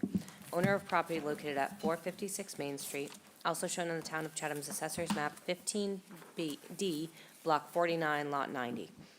The applicant seeks dimensional variances from the required road and abutter setback for the construction of a deck, installation of an exterior mechanical system appliance, freezer, and the installation of an 8-foot tall fence. The deck was constructed 3.1 feet from the westerly abutter and 9.1 feet from an unnamed way. The proposed freezer will be located 3.1 feet from the westerly abutter. The proposed 8-foot fence will be located 16 feet from the unnamed way. Dimensional variances are required under Mass General Law, Chapter 40A, Section 10, and Section 8D2C of the Chatham Protective Bylaw. Under application number 24-023, the applicant seeks to enlarge, extend, or change a nonconforming commercial structure on a nonconforming lot via the construction of a deck, installation of an exterior mechanical system appliance, freezer, and the installation of an 8-foot tall fence. The deck was constructed 3.1 feet from the westerly abutter where a 15-foot setback is required, and 9.1 feet from an unnamed way where a 25-foot setback is required. The proposed freezer will be nonconforming, and that it will be located 3.1 feet from the westerly abutter where a 15-foot setback is required. The property contains 5,654 square feet within the GB2 zoning district. A special permit is required under Mass General Law, Chapter 48, Section 6, and Section 5B of the Protective Bylaw. Madam Chair. Yes, ma'am, sorry. I'm on the abutters list for this property, so, and thus am considered to have a financial interest in this matter, so I will be recusing. Okay. Well, have a nice day. And so voting on this would be Lee, I believe. Yes. So, okay. Thank you. Welcome, counsel. Please thank you. state your name. I will. Good afternoon, Madam Chair, members of the board. For the record, my name is Eliza Cox. I'm an attorney at Nutter, McLennan and Fish in Hyannis, and I'm here this afternoon on behalf of the applicant. Joining me to my right is Mitch Rogers, who is the principal of the entity that owns the property, and you'll hear from Mitch in just a moment. Thank you, Sarah, for reading in the notice. We're here this afternoon seeking both a special permit and a variance. Specifically, we're seeking relief to alter and extend a pre-existing non-conforming structure known as Buffy's Ice Cream, with the construction of a wooden platform that's on the ground right now to the rear of the structure, upon which a proposed freezer unit is proposed to be situated. Like the existing Buffy's building, the deck intrudes into the side yard setback along the easterly side of the subject property, although it's not quite as close as the existing building is to that setback. In addition, the deck also intrudes into the setback from the way that's to the north of the property, and so relief is also needed from that setback. As indicated in the notice, the proposed freezer unit that is proposed to be situated on the deck is shown on the plan to my left. Under your zoning bylaw, that's classified as an exterior mechanical system under the bylaw, and the bylaw prescribes that exterior mechanical systems are subject to the abutters setback, which is 15 feet. So the proposed freezer unit also requires relief from that easterly side yard setback, but does not require relief from the setback to the way to the north. It's about 16.6 feet from that way to the north. One housekeeping notice before I turn it over to Mitch to sort of walk through the property and why this is so critically important to his business operation. In the notice, it also referenced that relief was being sought for a proposed 8-foot fence. After the notice was published and as the plans were refined, the fence is proposed at 6 feet, and so that does not require, under the zoning bylaw, relief from any setback requirements. So I did want to make note of that. So I think what I'd like to do now is turn it over to Mitch, who's going to orient you to the property. You probably are all very familiar with it, and then also talk a little bit about the proposal and the operations at Buffy's. Thanks, Eliza. Good afternoon. Thank you to the board for hearing our request to add the storage platform and exterior freezer at Buffy's. Thanks to the Community Development Office for your guidance through the process to date. Much appreciated, very helpful in guiding through the navigations to get here. So there is some in this room I recognize from seeing you at Buffy's. I won't name names. I hope your service was delightful and the portions were generous. I will say a few words about Buffy's, but I want to preface that with the following things to keep in mind throughout the discussion. And this is all sprinkled throughout the packets that you received. Due to the age and condition of the refrigeration at Buffy's, it needs to be replaced. That's pure and simple. The business cannot operate with the existing equipment.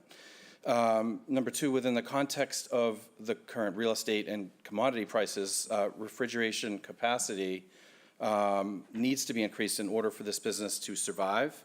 And thus, replacement units cannot be placed inside of Buffy's because the interior of Buffy's cannot hold larger units.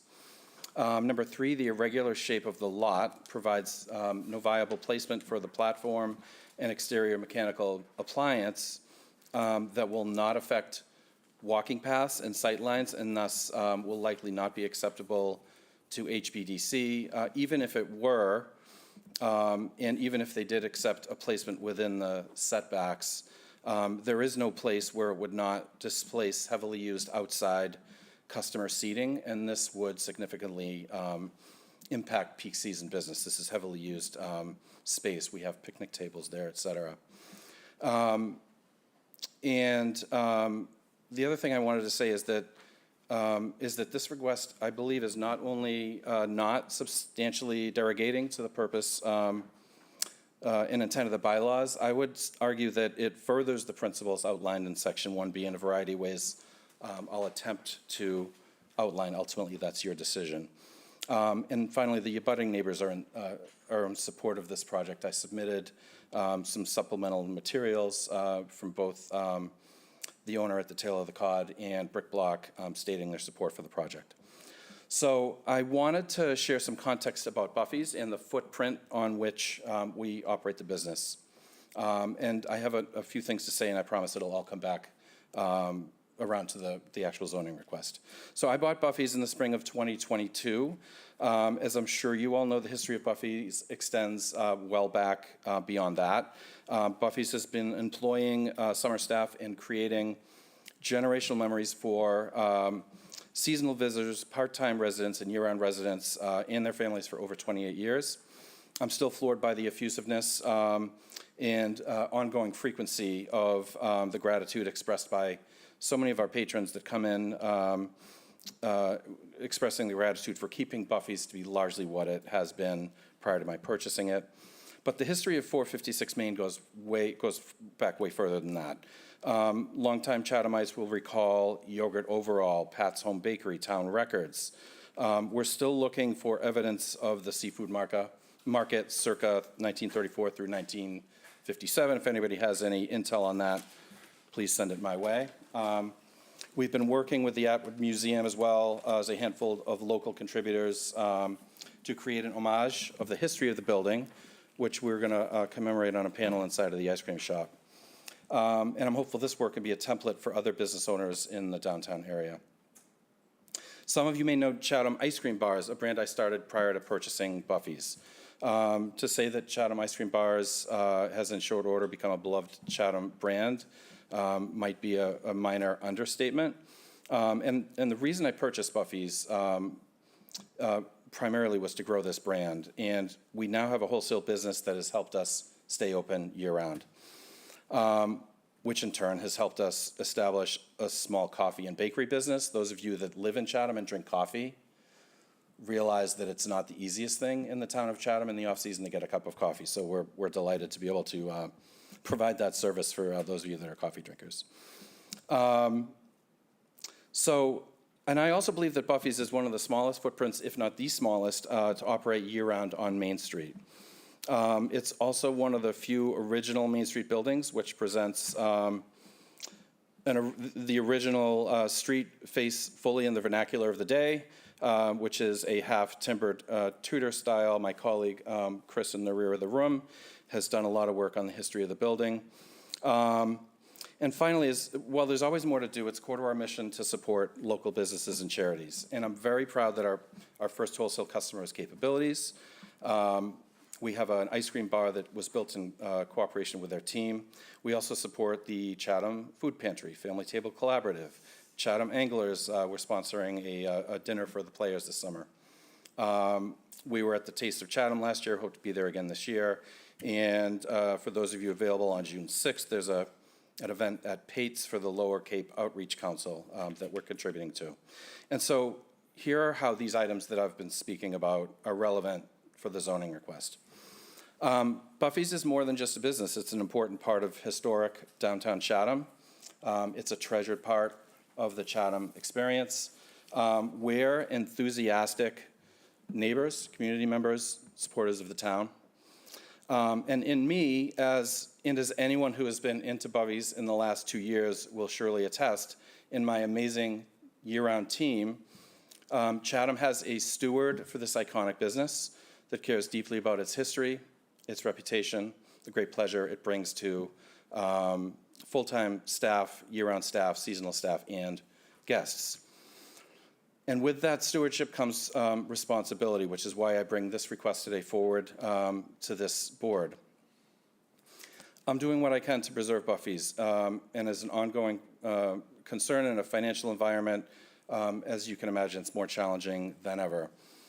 With that said, as delighted as I am and have been to do that work, I also have a fiduciary responsibility to the business, and without a solution to the current problem, I can't see how Buffy's can survive.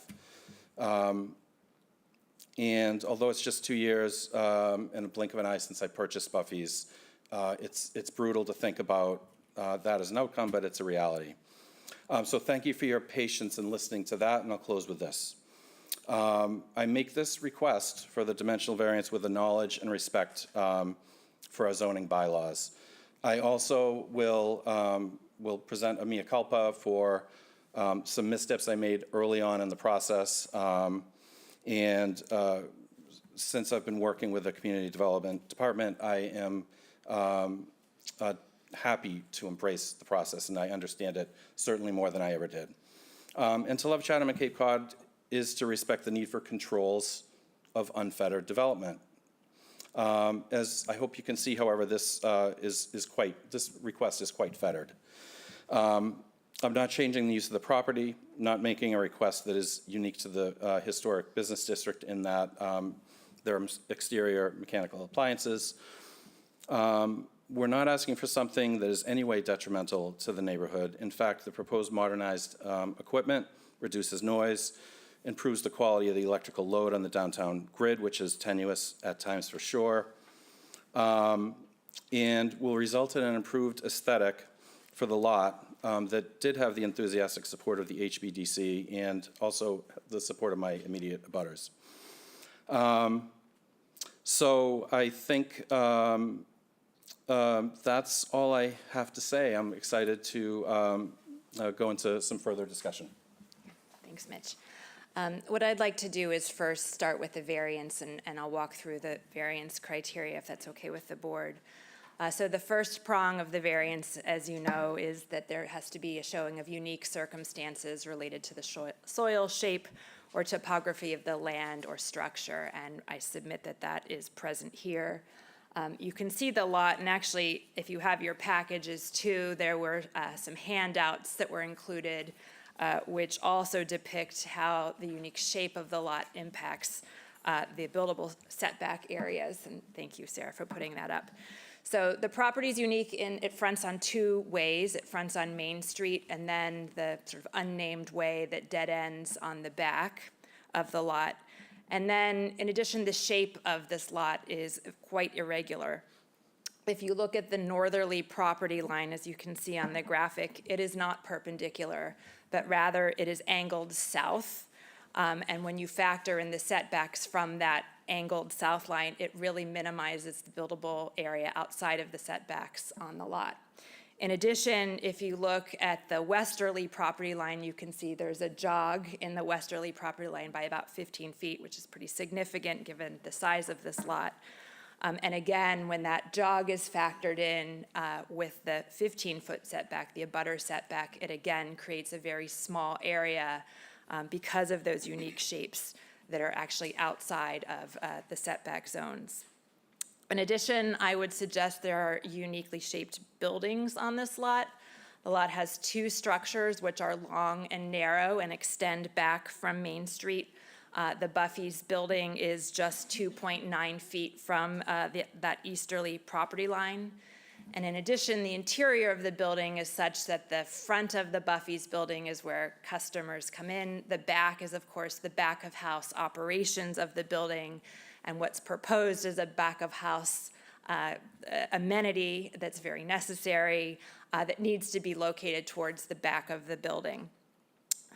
The second prong is that a literal enforcement of the bylaw represents a substantial hardship to the petitioner.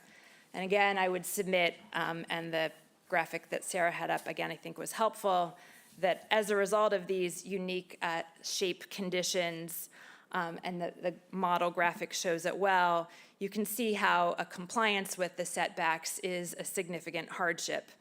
Really, the only location where the freezer could go in compliance with the setback is either inside the building or in the park seating area that Mitch described between the two buildings.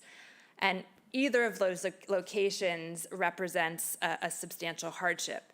First, within the building, these are larger, more modern freezers that are required. It would take up an extremely large amount of space within the existing building, which would handicap and substantially hardship his ability to do the production that's needed within that very tight space. It's already, as I mentioned, a long, narrow building that exists. Locating the freezer within the setback in the area shown here, thank you, Sarah, would result in loss of really important outdoor space and seating that also financially is important to support the operation.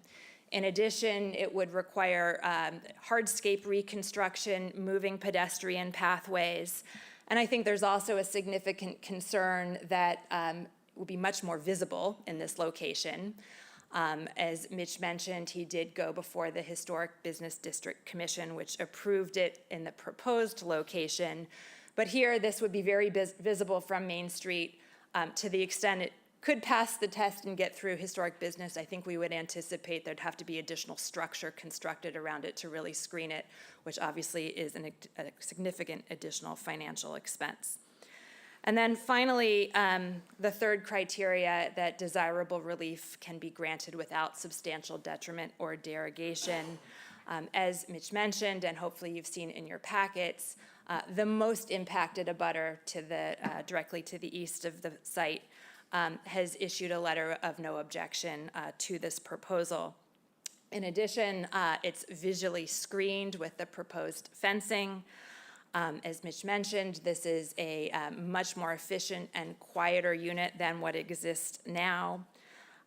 With respect to the setback, it maintains the existing setback and actually is slightly further away from the existing setback on the east side than the building is right now. So there's no increase, and actually it's, as I said, pulled away a little bit further. And the freezer, it would comply with the abutter setback to the way to the north. With respect to the platform, which does encroach into the setback to the way to the north, building setbacks are often intended to prevent large massings right up against a property line where there's a street. Here, this is an at-grade platform. It is like a patio, only it's woodened. And this is a way that dead ends at this site. So again, I think those are mitigating factors relative to the proposed decking. The deck also, it's in the handout that was included with the submittal materials, but will enhance delivery and loading functions, which we think is an enhancement on the site. And intrusion into setbacks along Main Street are very common. If you go up and down Main Street, there are many properties that are constructed within the setback. And as Mitch mentioned, we actually think this advances many of the intents and purposes of the bylaw, as we've also outlined in the materials. So maybe I'll pause on the variance. Happy to answer any questions if the board has it, and then I can go into the special permit if that's okay with you, Madam Chair. I'm not sure that we should go into the special permit. Yep. If the variance is allowed, then. Agreed. And also, I see two issues with the variance, and they may be bifurcated because we have the existing deck, and then we have the freezer. And people may, members may have different opinions on each one. Sure. So when we go through, I want to keep that in mind. Okay. Okay, so at this point, does anybody here or on Microsoft Teams wish to speak in favor of the application? If so, please indicate. Seeing none. And now I'm going to read the correspondence. And there are about, So because we have the special permit and the variance, we'll read all of them. The planning board only applies to the special permit, not the variance, because they don't comment on variances. okay.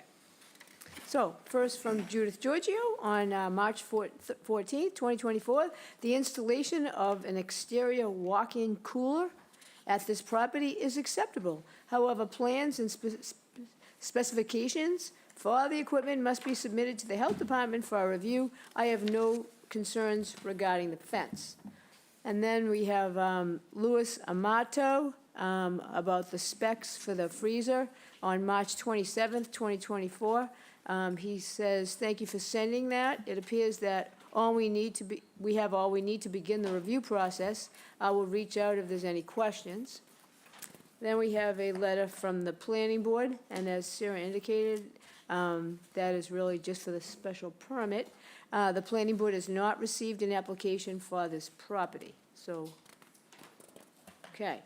Certificate of appropriateness from the Historical Business District on July 19th, 2023. The Historic Business District Commission met and rendered the following decision with regard to your application. The commission voted 5-0 and 0 abstaining to approve with conditions, and the condition is the proposed natural cedar fence shall have a flat cap. Then we have a letter from A.H. Chang of KNP Realty Trust, 4068 Main Street, about the outdoor freezer installation at 456 Main Street. As abutters to Buffy's Ice Cream, we have no objection to the outdoor placement of a freezer within the property lines. Mitch Rogers has met with me and shown me the location of the freezer placement at the rear of his building. We are supportive of Mitch pursuing this project and understand how difficult it is to operate in such a compact and seasonal location. He has to have product storage to move as much product as he can during high demand. Then we have Taylor the Cod, writes on 6/22/23. My name is Bill Haitlinger. I am the owner of 450 Main Street, Taylor the Cod. My property abuts Buffy's Ice Cream, owned by Mitch Rogers.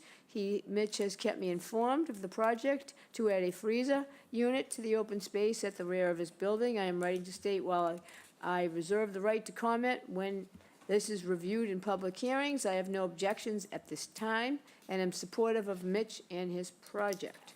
That concludes the correspondence. Is there anybody either here or on Microsoft Teams that wishes to speak against or has a specific question? If so, please make it known. And seeing none. Okay, questions from the board. Paul? I have a couple of questions. One is, what is the size of the existing freezer that's in the building now? The existing, so in the interior, when I purchased Buffy's, there was a walk-in refrigerator, walk-in freezer. They were each approximately 8 by 8. And is there a reason why you can't replace those in kind? Yes, they were, in addition to being 20 years old, they were too small to sustain the business.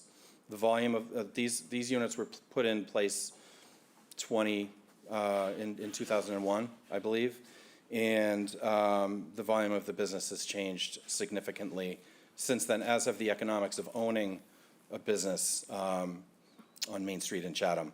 So I could tell you that we could replace them and we would be able to sustain the business, you know, that had led up to that point. But at this point, we need we need more space, need more storage space to sustain the business. Mm-hmm.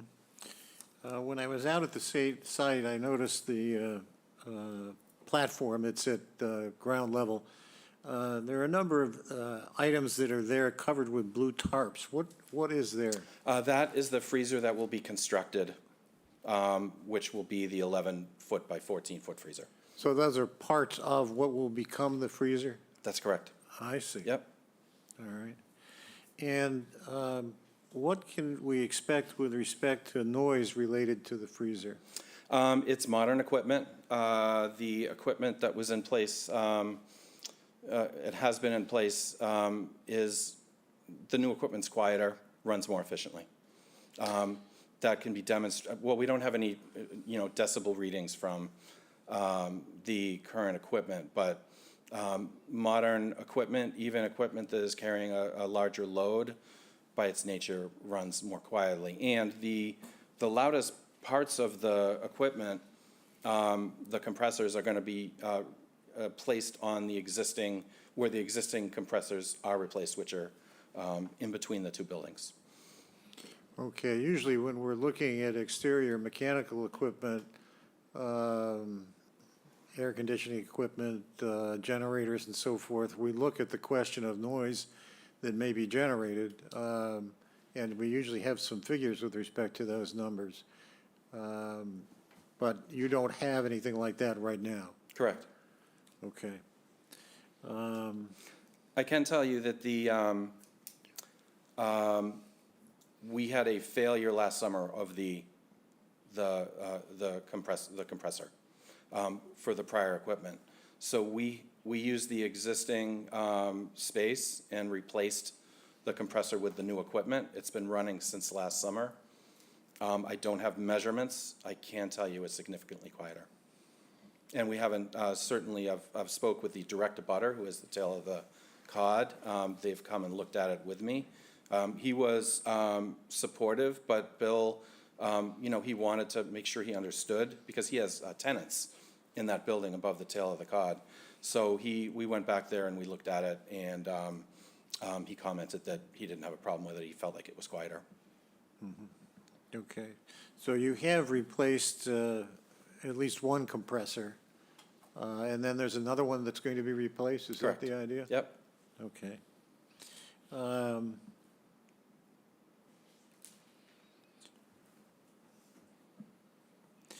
There's another building on the site. And what does that consist of? So there's Buffy's Ice Cream, and then there is Struna Galleries. Both buildings are on the property that I own, and they're a tenant. So, and that is that building has been there for a long time. It's been a barber shop. It's been a number of different things, but they're currently a tenant in that. There's a tenant, a long-standing tenant in that building. Is it possible to put the freezer in that building? No. I have a lease with that tenant, and that's in place for another approximately 2 years. All right.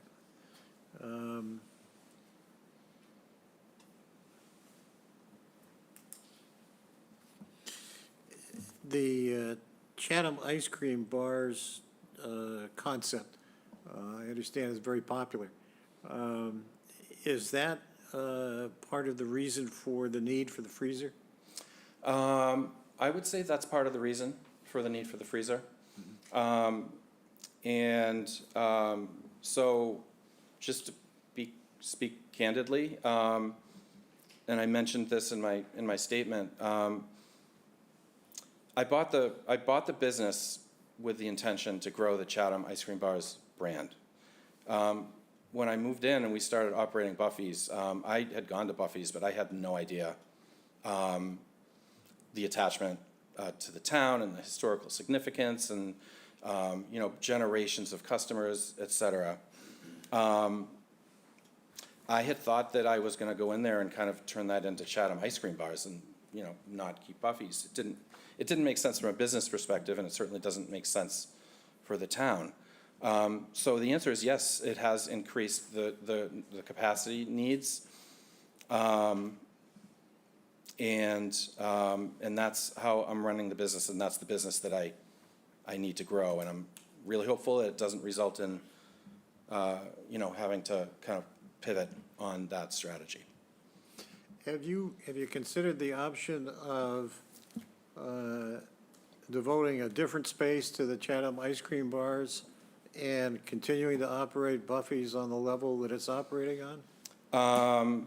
That was, for a long time, a consideration. Financially, it's not something that I could do at this time at all, operating with the, fiscal constraints that I have just running this business at this point. It certainly could be an option a number of years down the road if one business grows, or if we end up buying other ice cream shops. But for right now, and plus as I learned in buying Buffy's and starting to run an ice cream business, a lot of equipment. There is a lot of overhead and a lot of equipment and infrastructure that needs to be in place to run a shop where you make ice cream, make baked goods, brownies, cookies, cakes, all that stuff, store it, sell it. It's certainly an option in a vacuum, but it's not an option for me right now. Okay. I don't think I have any other questions. Lee, questions? Just a quick question regarding the old fridge, the freezer that's inside. That will be removed, I'm assuming? It will be removed, yes. And what will go in its place? Will you have more workspace? We will have much needed workspace. So if we were to be able to replace the freezer and the refrigerator inside, and if that were to be able to sustain the capacity, the workspace, I can't believe we did it for almost a whole summer. Say again? Oh, Chris can't believe it either. It is, yes, so what will take the place of that is additional workspace, which will allow us to be kind of more organized. I think we do an incredible job kind of from a sanitation and cleanliness standpoint. This will certainly help us, keep more things stored in a way that helps us keep things orderly, neat, and efficient. And be more efficient, probably. Yeah. For sure, more efficient. Yeah. Yes. Okay, thank you.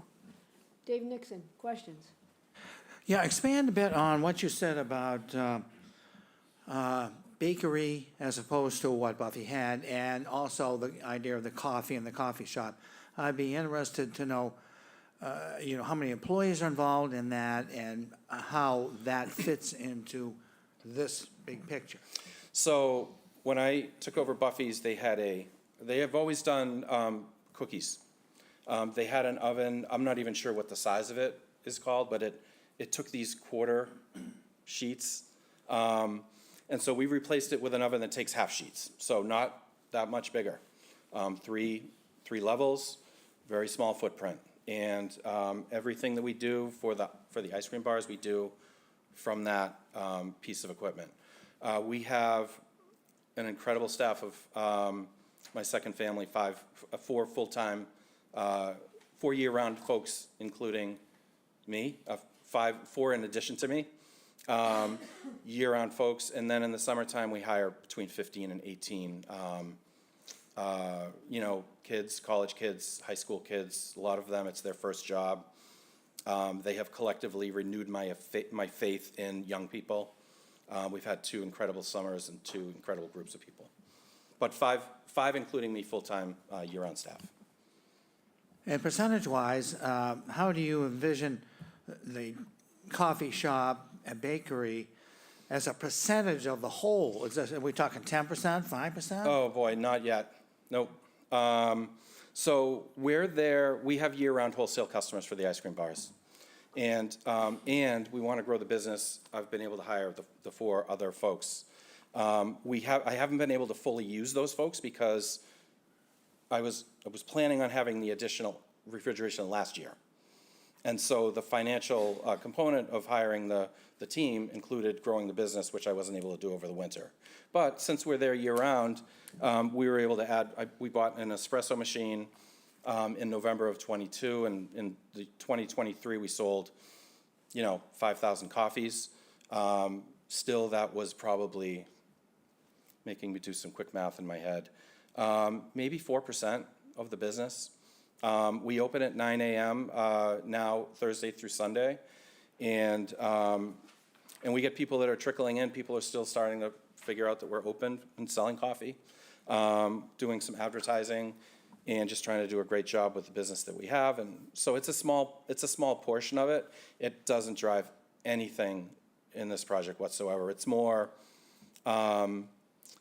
keeping us busy, providing a service that I'm a coffee drinker. Chatham, the term that was mentioned to me at one point is coffee desert. Chatham is a coffee desert.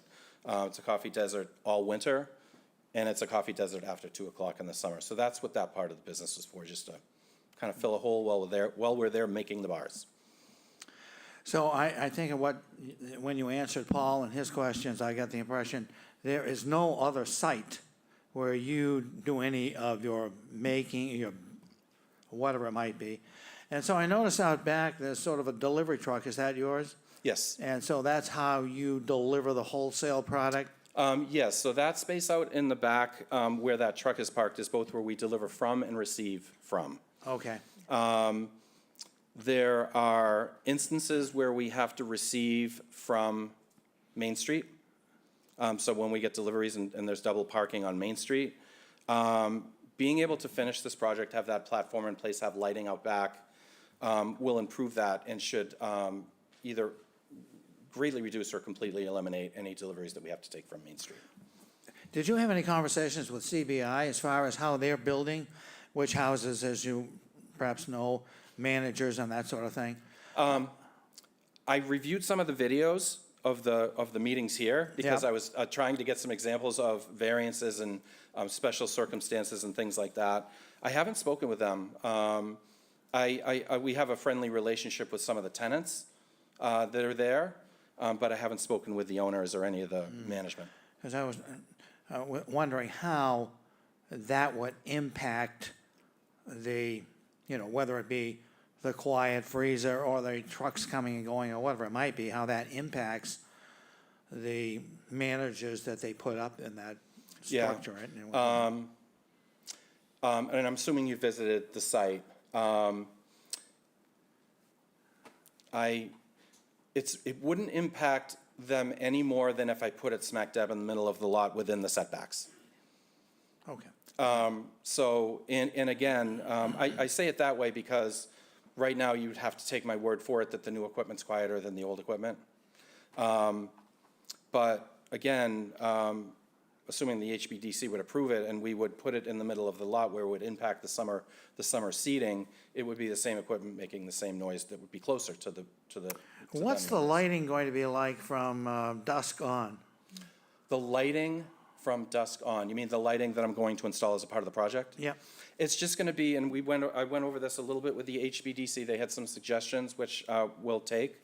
But it's just going to be an improvement over the current lighting. There's not great current lighting back there, but it will just be gentle spotlights on the customer area.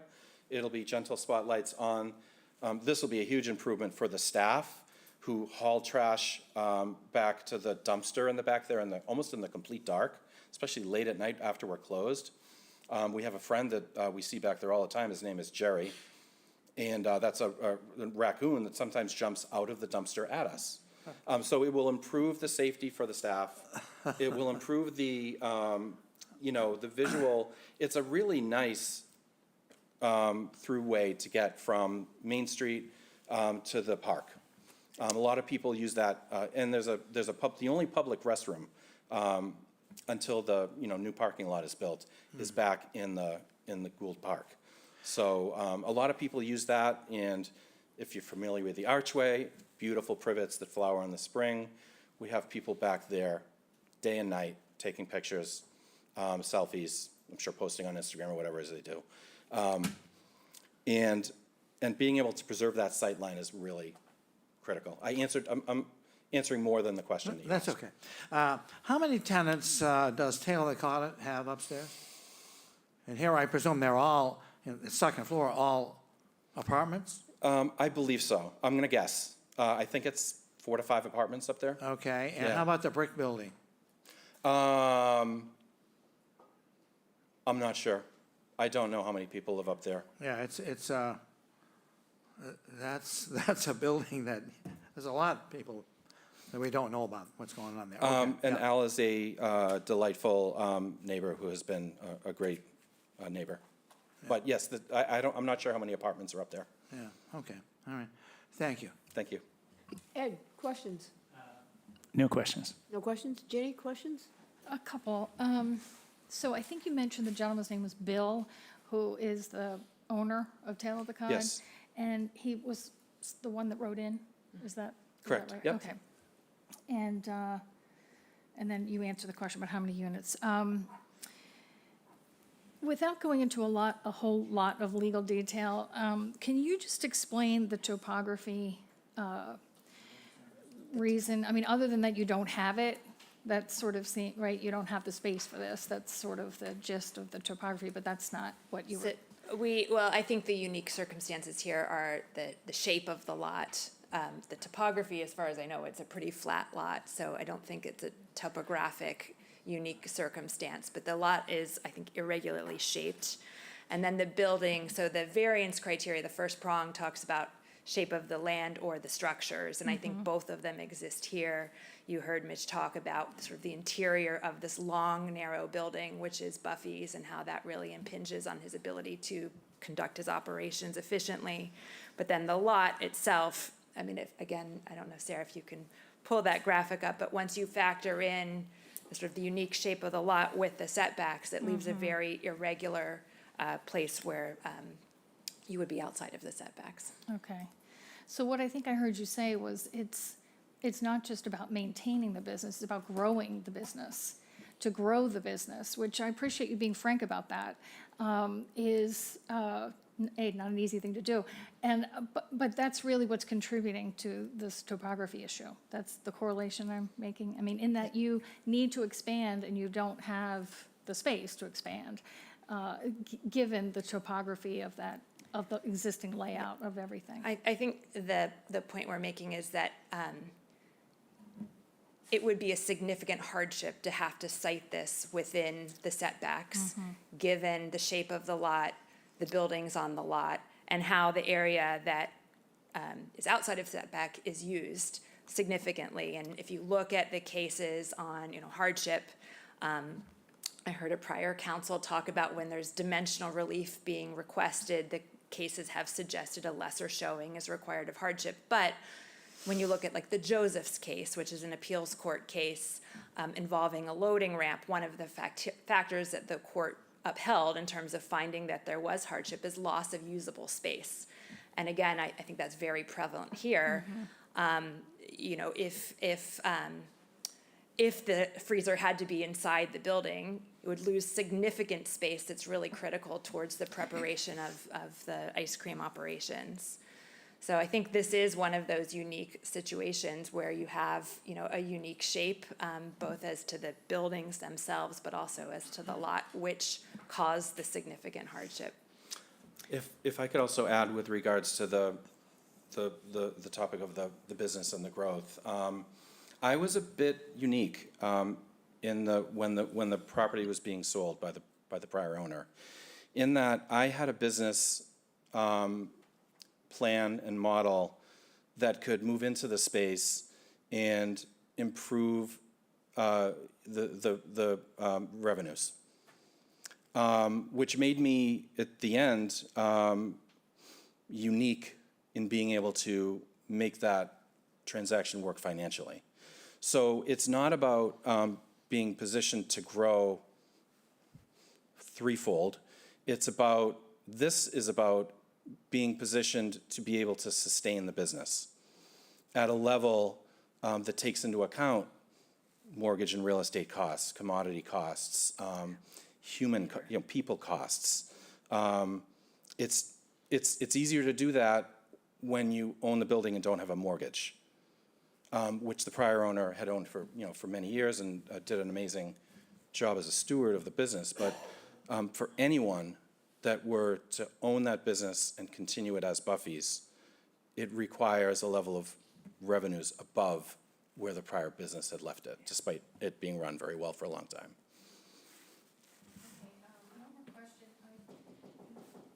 Sorry, one more question. So as you know, the variance is very hard to get, and the criteria is, and one of the reasons is because the approval of that variance will then carry on. It goes with the land. So a question I have, and maybe this is for our Board of Attorneys, if the freezers are allowed and the platform is allowed to stay what is being requested, and future, in the future, what happens there? Is it they're only allowed to keep those mechanicals, or would they then be able to expand the building if this is allowed? Like, any idea about what this would do to the future? Any limitations to only mechanicals would be allowed to be back there of that same size? Yeah. Or would it expand I'm looking at Sarah because she usually knows everything. So it would be limited to the mechanical equipment and the ground level deck. Our bylaw also has another provision in it in the non-conforming section that any increase in height within the setback requires them coming back to you guys. So if there was to be an addition in that location that you've allowed them to be varied, it would be your variances for the mechanical equipment and the deck. Okay, at the existing height of those mechanicals and at the existing width and all of that? Solely for those, yes. Okay. Yeah, through you, Madam Chair, I think you could condition that as an explicit condition of any decision, should you go there. Thank you, that's all I have. Steve, questions? A comment and a couple of questions. I'm glad you cleared up the thing about the height of the fence, because I was part of that original decision, and I was going to challenge you on that, so I'm glad we didn't have to do that. That was a typo. Yeah. Apologies. The deck apparently is existing. Do you know when it was built and what it was intended to be used for, or was it for this equipment? So the deck was built last spring, Sir? June. We have rules about talking out. It was built last spring, and I was provided counsel that ended up not being accurate in that how I could go about and do that.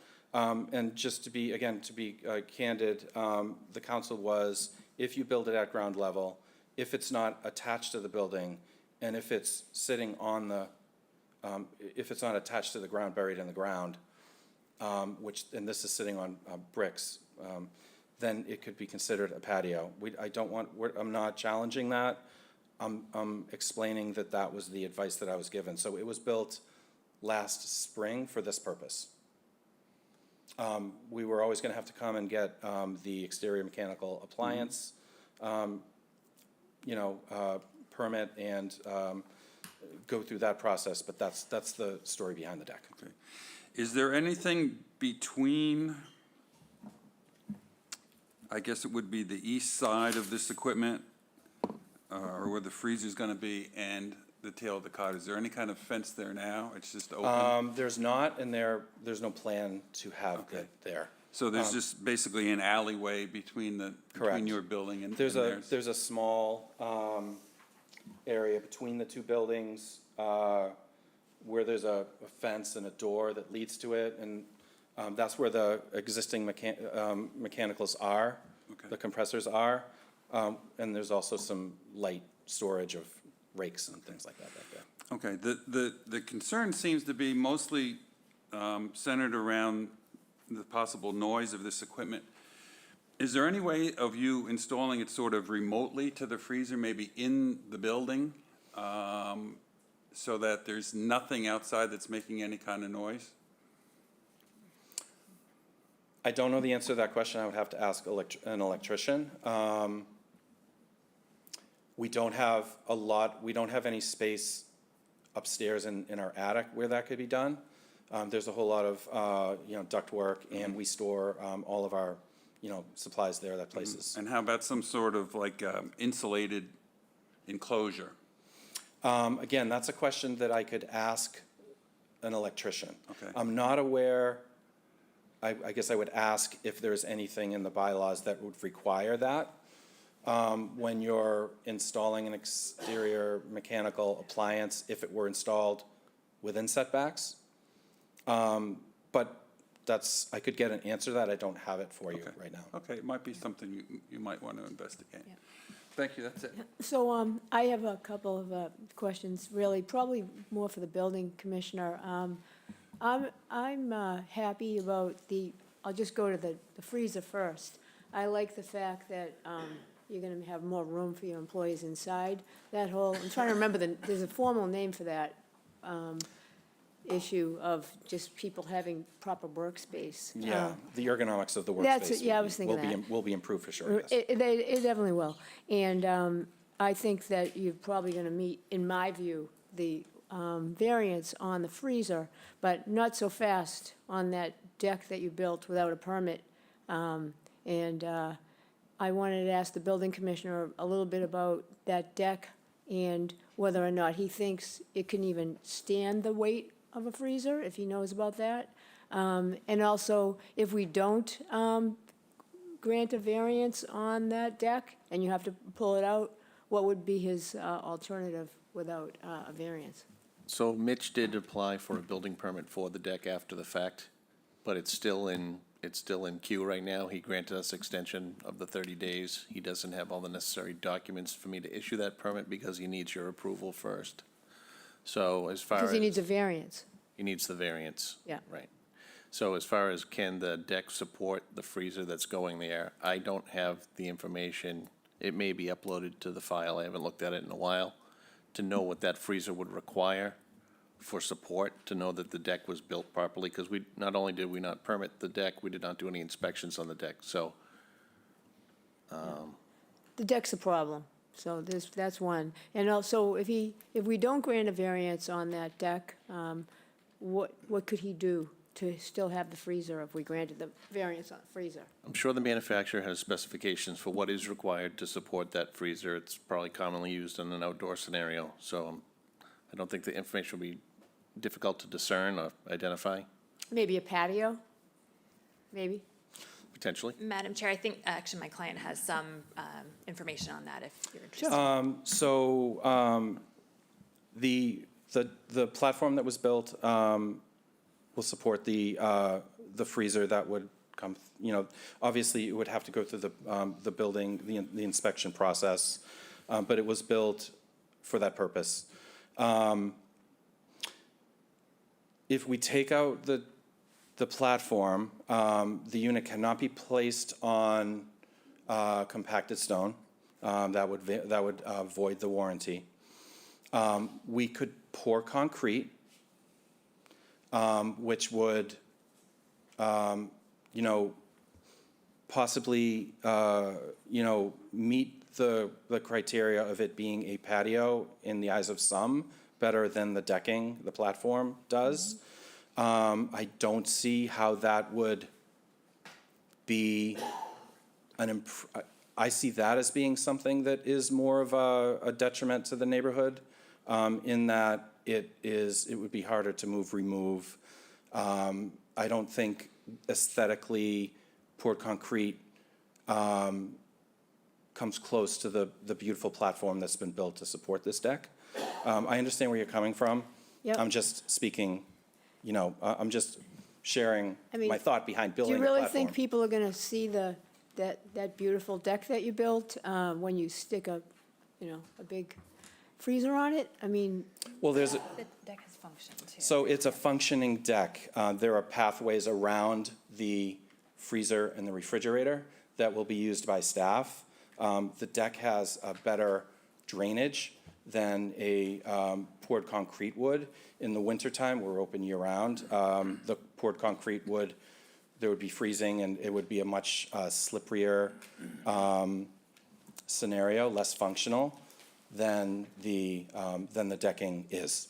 And that's just stated as a fact. And that's, again, that's one of the reasons that I chose the decking over poured concrete. well, I could see maybe the argument that it's quieter on a deck, perhaps, but not about the slipperiness, because, decks are slippery, so.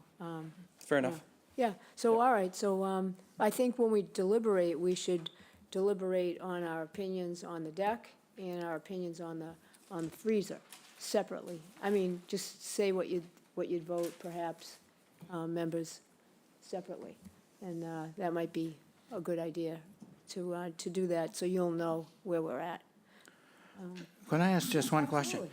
Sarah, do we have a picture of this freezer when it's completed?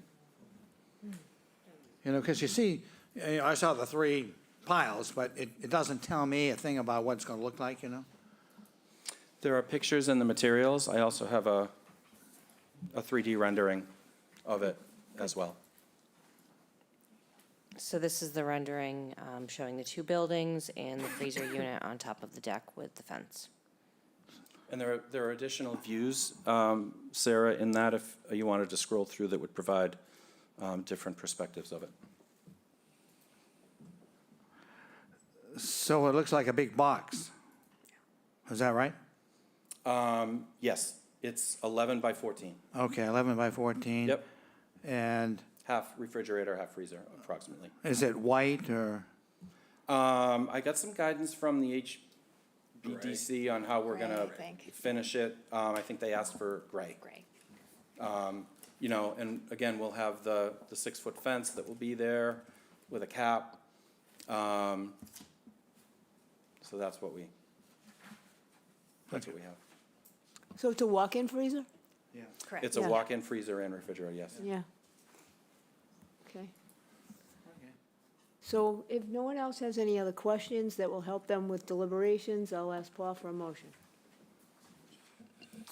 All right, I'll move to close the hearing and move into deliberations. Ginny, can you second that? Ginny seconds that. And how do you vote, Ginny? Oh, yeah, I vote yes. And Paul? I'll vote yes. I vote yes. And Lee votes yes? Yes. And I vote yes as well. All right, we're going to deliberate now. We're going to talk about how we'd vote on the freezer and how we'd vote on the deck, because they are separate. Ed, what do you think? I guess fortunately, I'm not voting today for the applicant.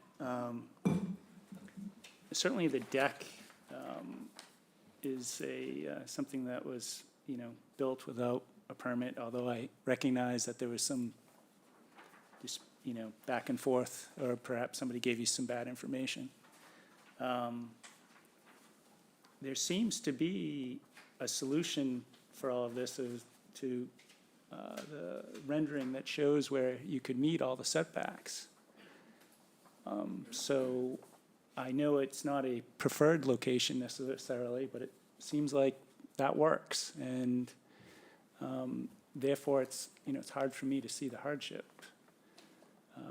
So I'll leave it at that. Okay. Ginny, deliberations. I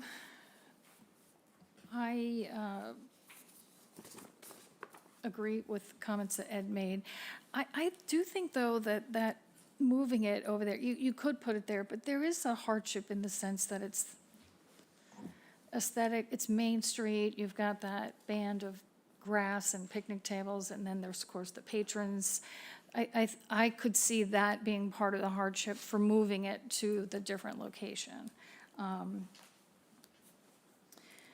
I do think it's very difficult to operate any business. I think downtown Main Street, Chatham, I can just imagine that challenging the business side of it, the financials. And, Buffy's is, the ice cream, it's just like kind of iconic to Chatham. So I support that business aspect. I think that I believe they've demonstrated the hardship piece of it. I think that the topography, I wasn't sure, and I thought you did help explain that. And I think those are the two harder ones. So I am, I guess I'm leaning in favor. On both of? Oh, both, yes. And the freezer? I think that the concrete is, let's just say they were 6 of one, half dozen of another, which I don't think it is. I think the deck is better, especially if it's been calibrated. I think that was a great question for the weight and the size of this, and it's there. And I do believe that there was no malintent in building it and trying to conceal that. And I think the concrete would be, I don't know that it's any better. It's still going to be there as a structure covering an area that it's not supposed to. So I think that I'm okay with the deck, yeah. Okay. Paul, what do you think? Deliberations.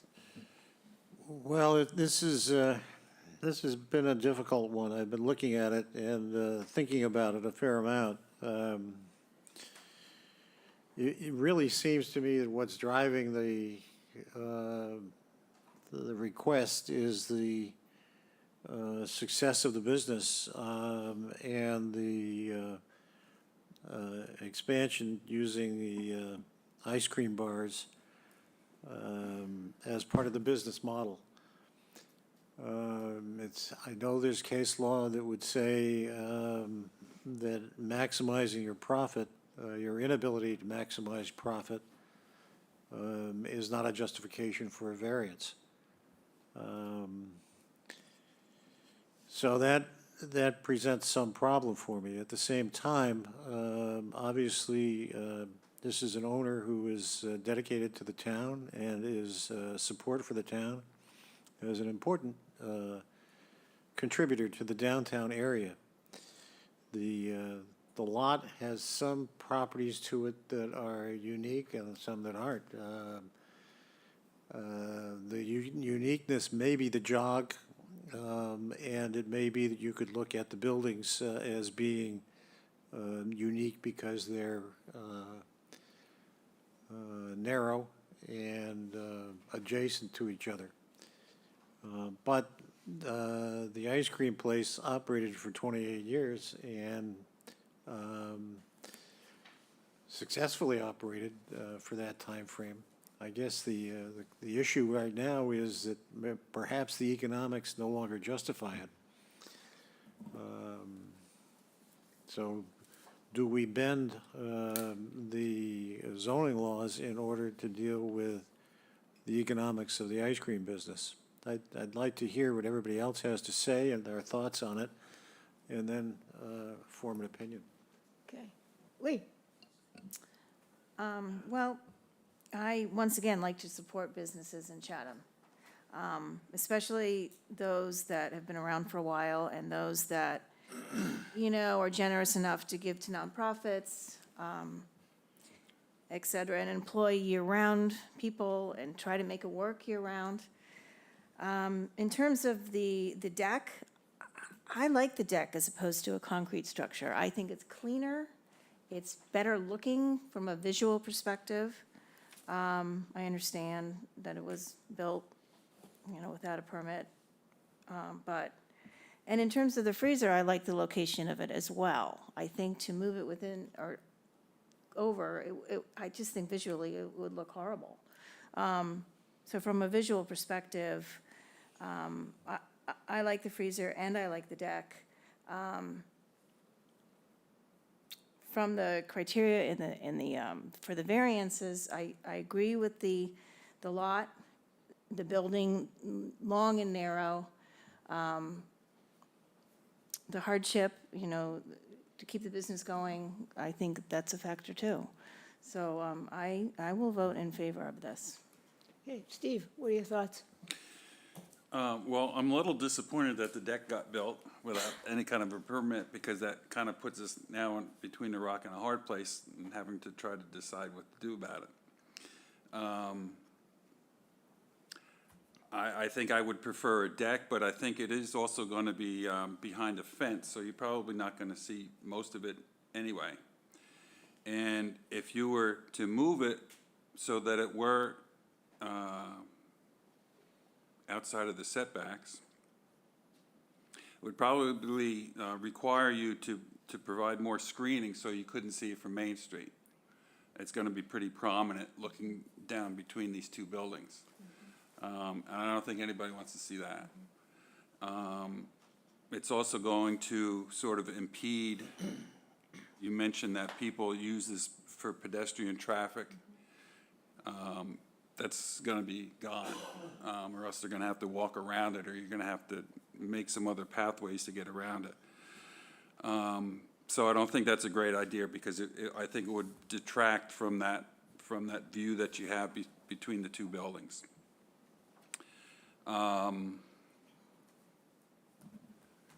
So I think that if I were to vote, it is kind of an odd, you don't have very many other places to put something the size of this thing, and to try to hide it and make it invisible. So I think that if I were voting, I would probably support this. Dave Nixon.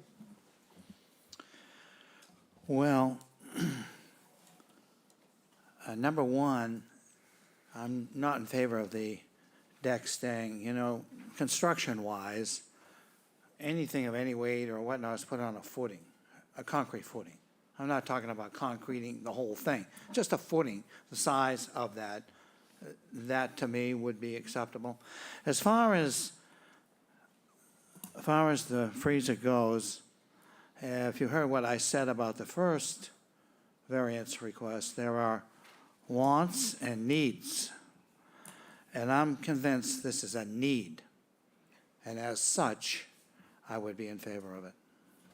So, Dave, are you in favor of just the freezer? and Correct. not? So you wanted to pull out the deck? I would, yeah.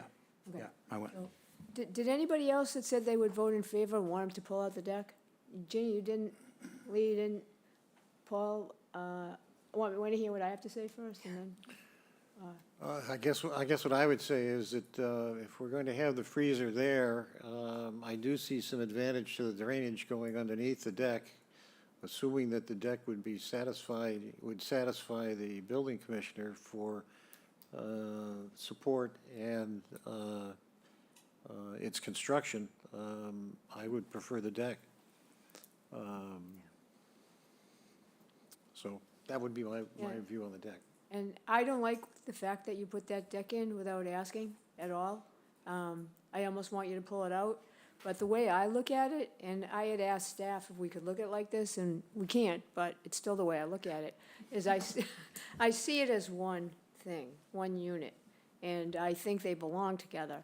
And I feel that, you know, I would vote in favor. I think you've met the criteria. And I also would point out that the purpose and intent of the bylaw definitely includes the preservation for citizens, their right to their customary means of earning a living. And that's very important.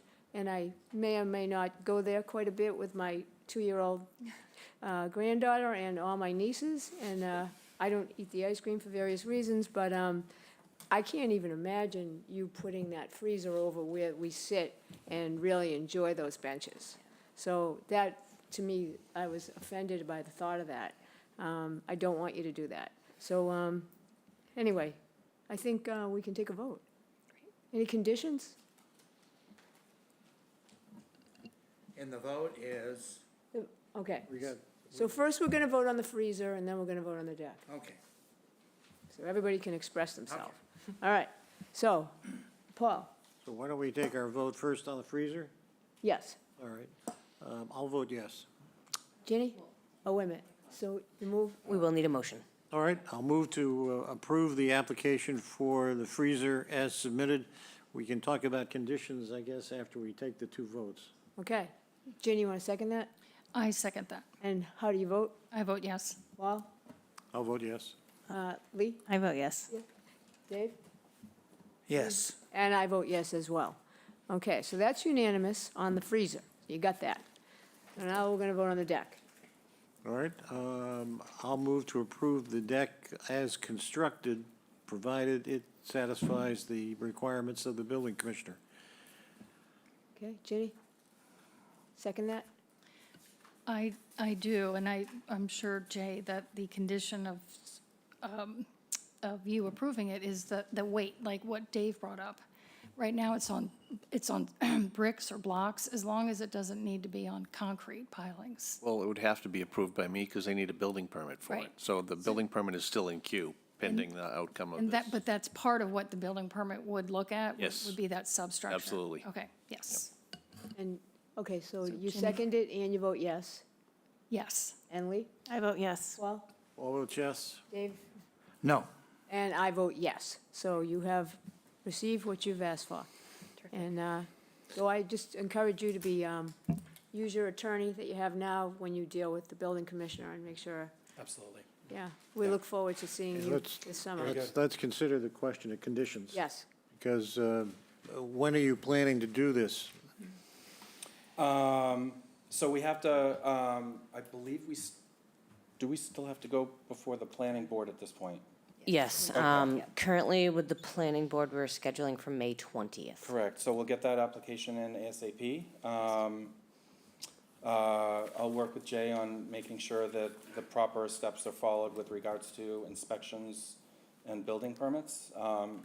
And then it would be the next day, honestly, because we're gonna be getting ready for summer at that point. But that is to say, as quickly as we can do it, and while following all the proper procedures.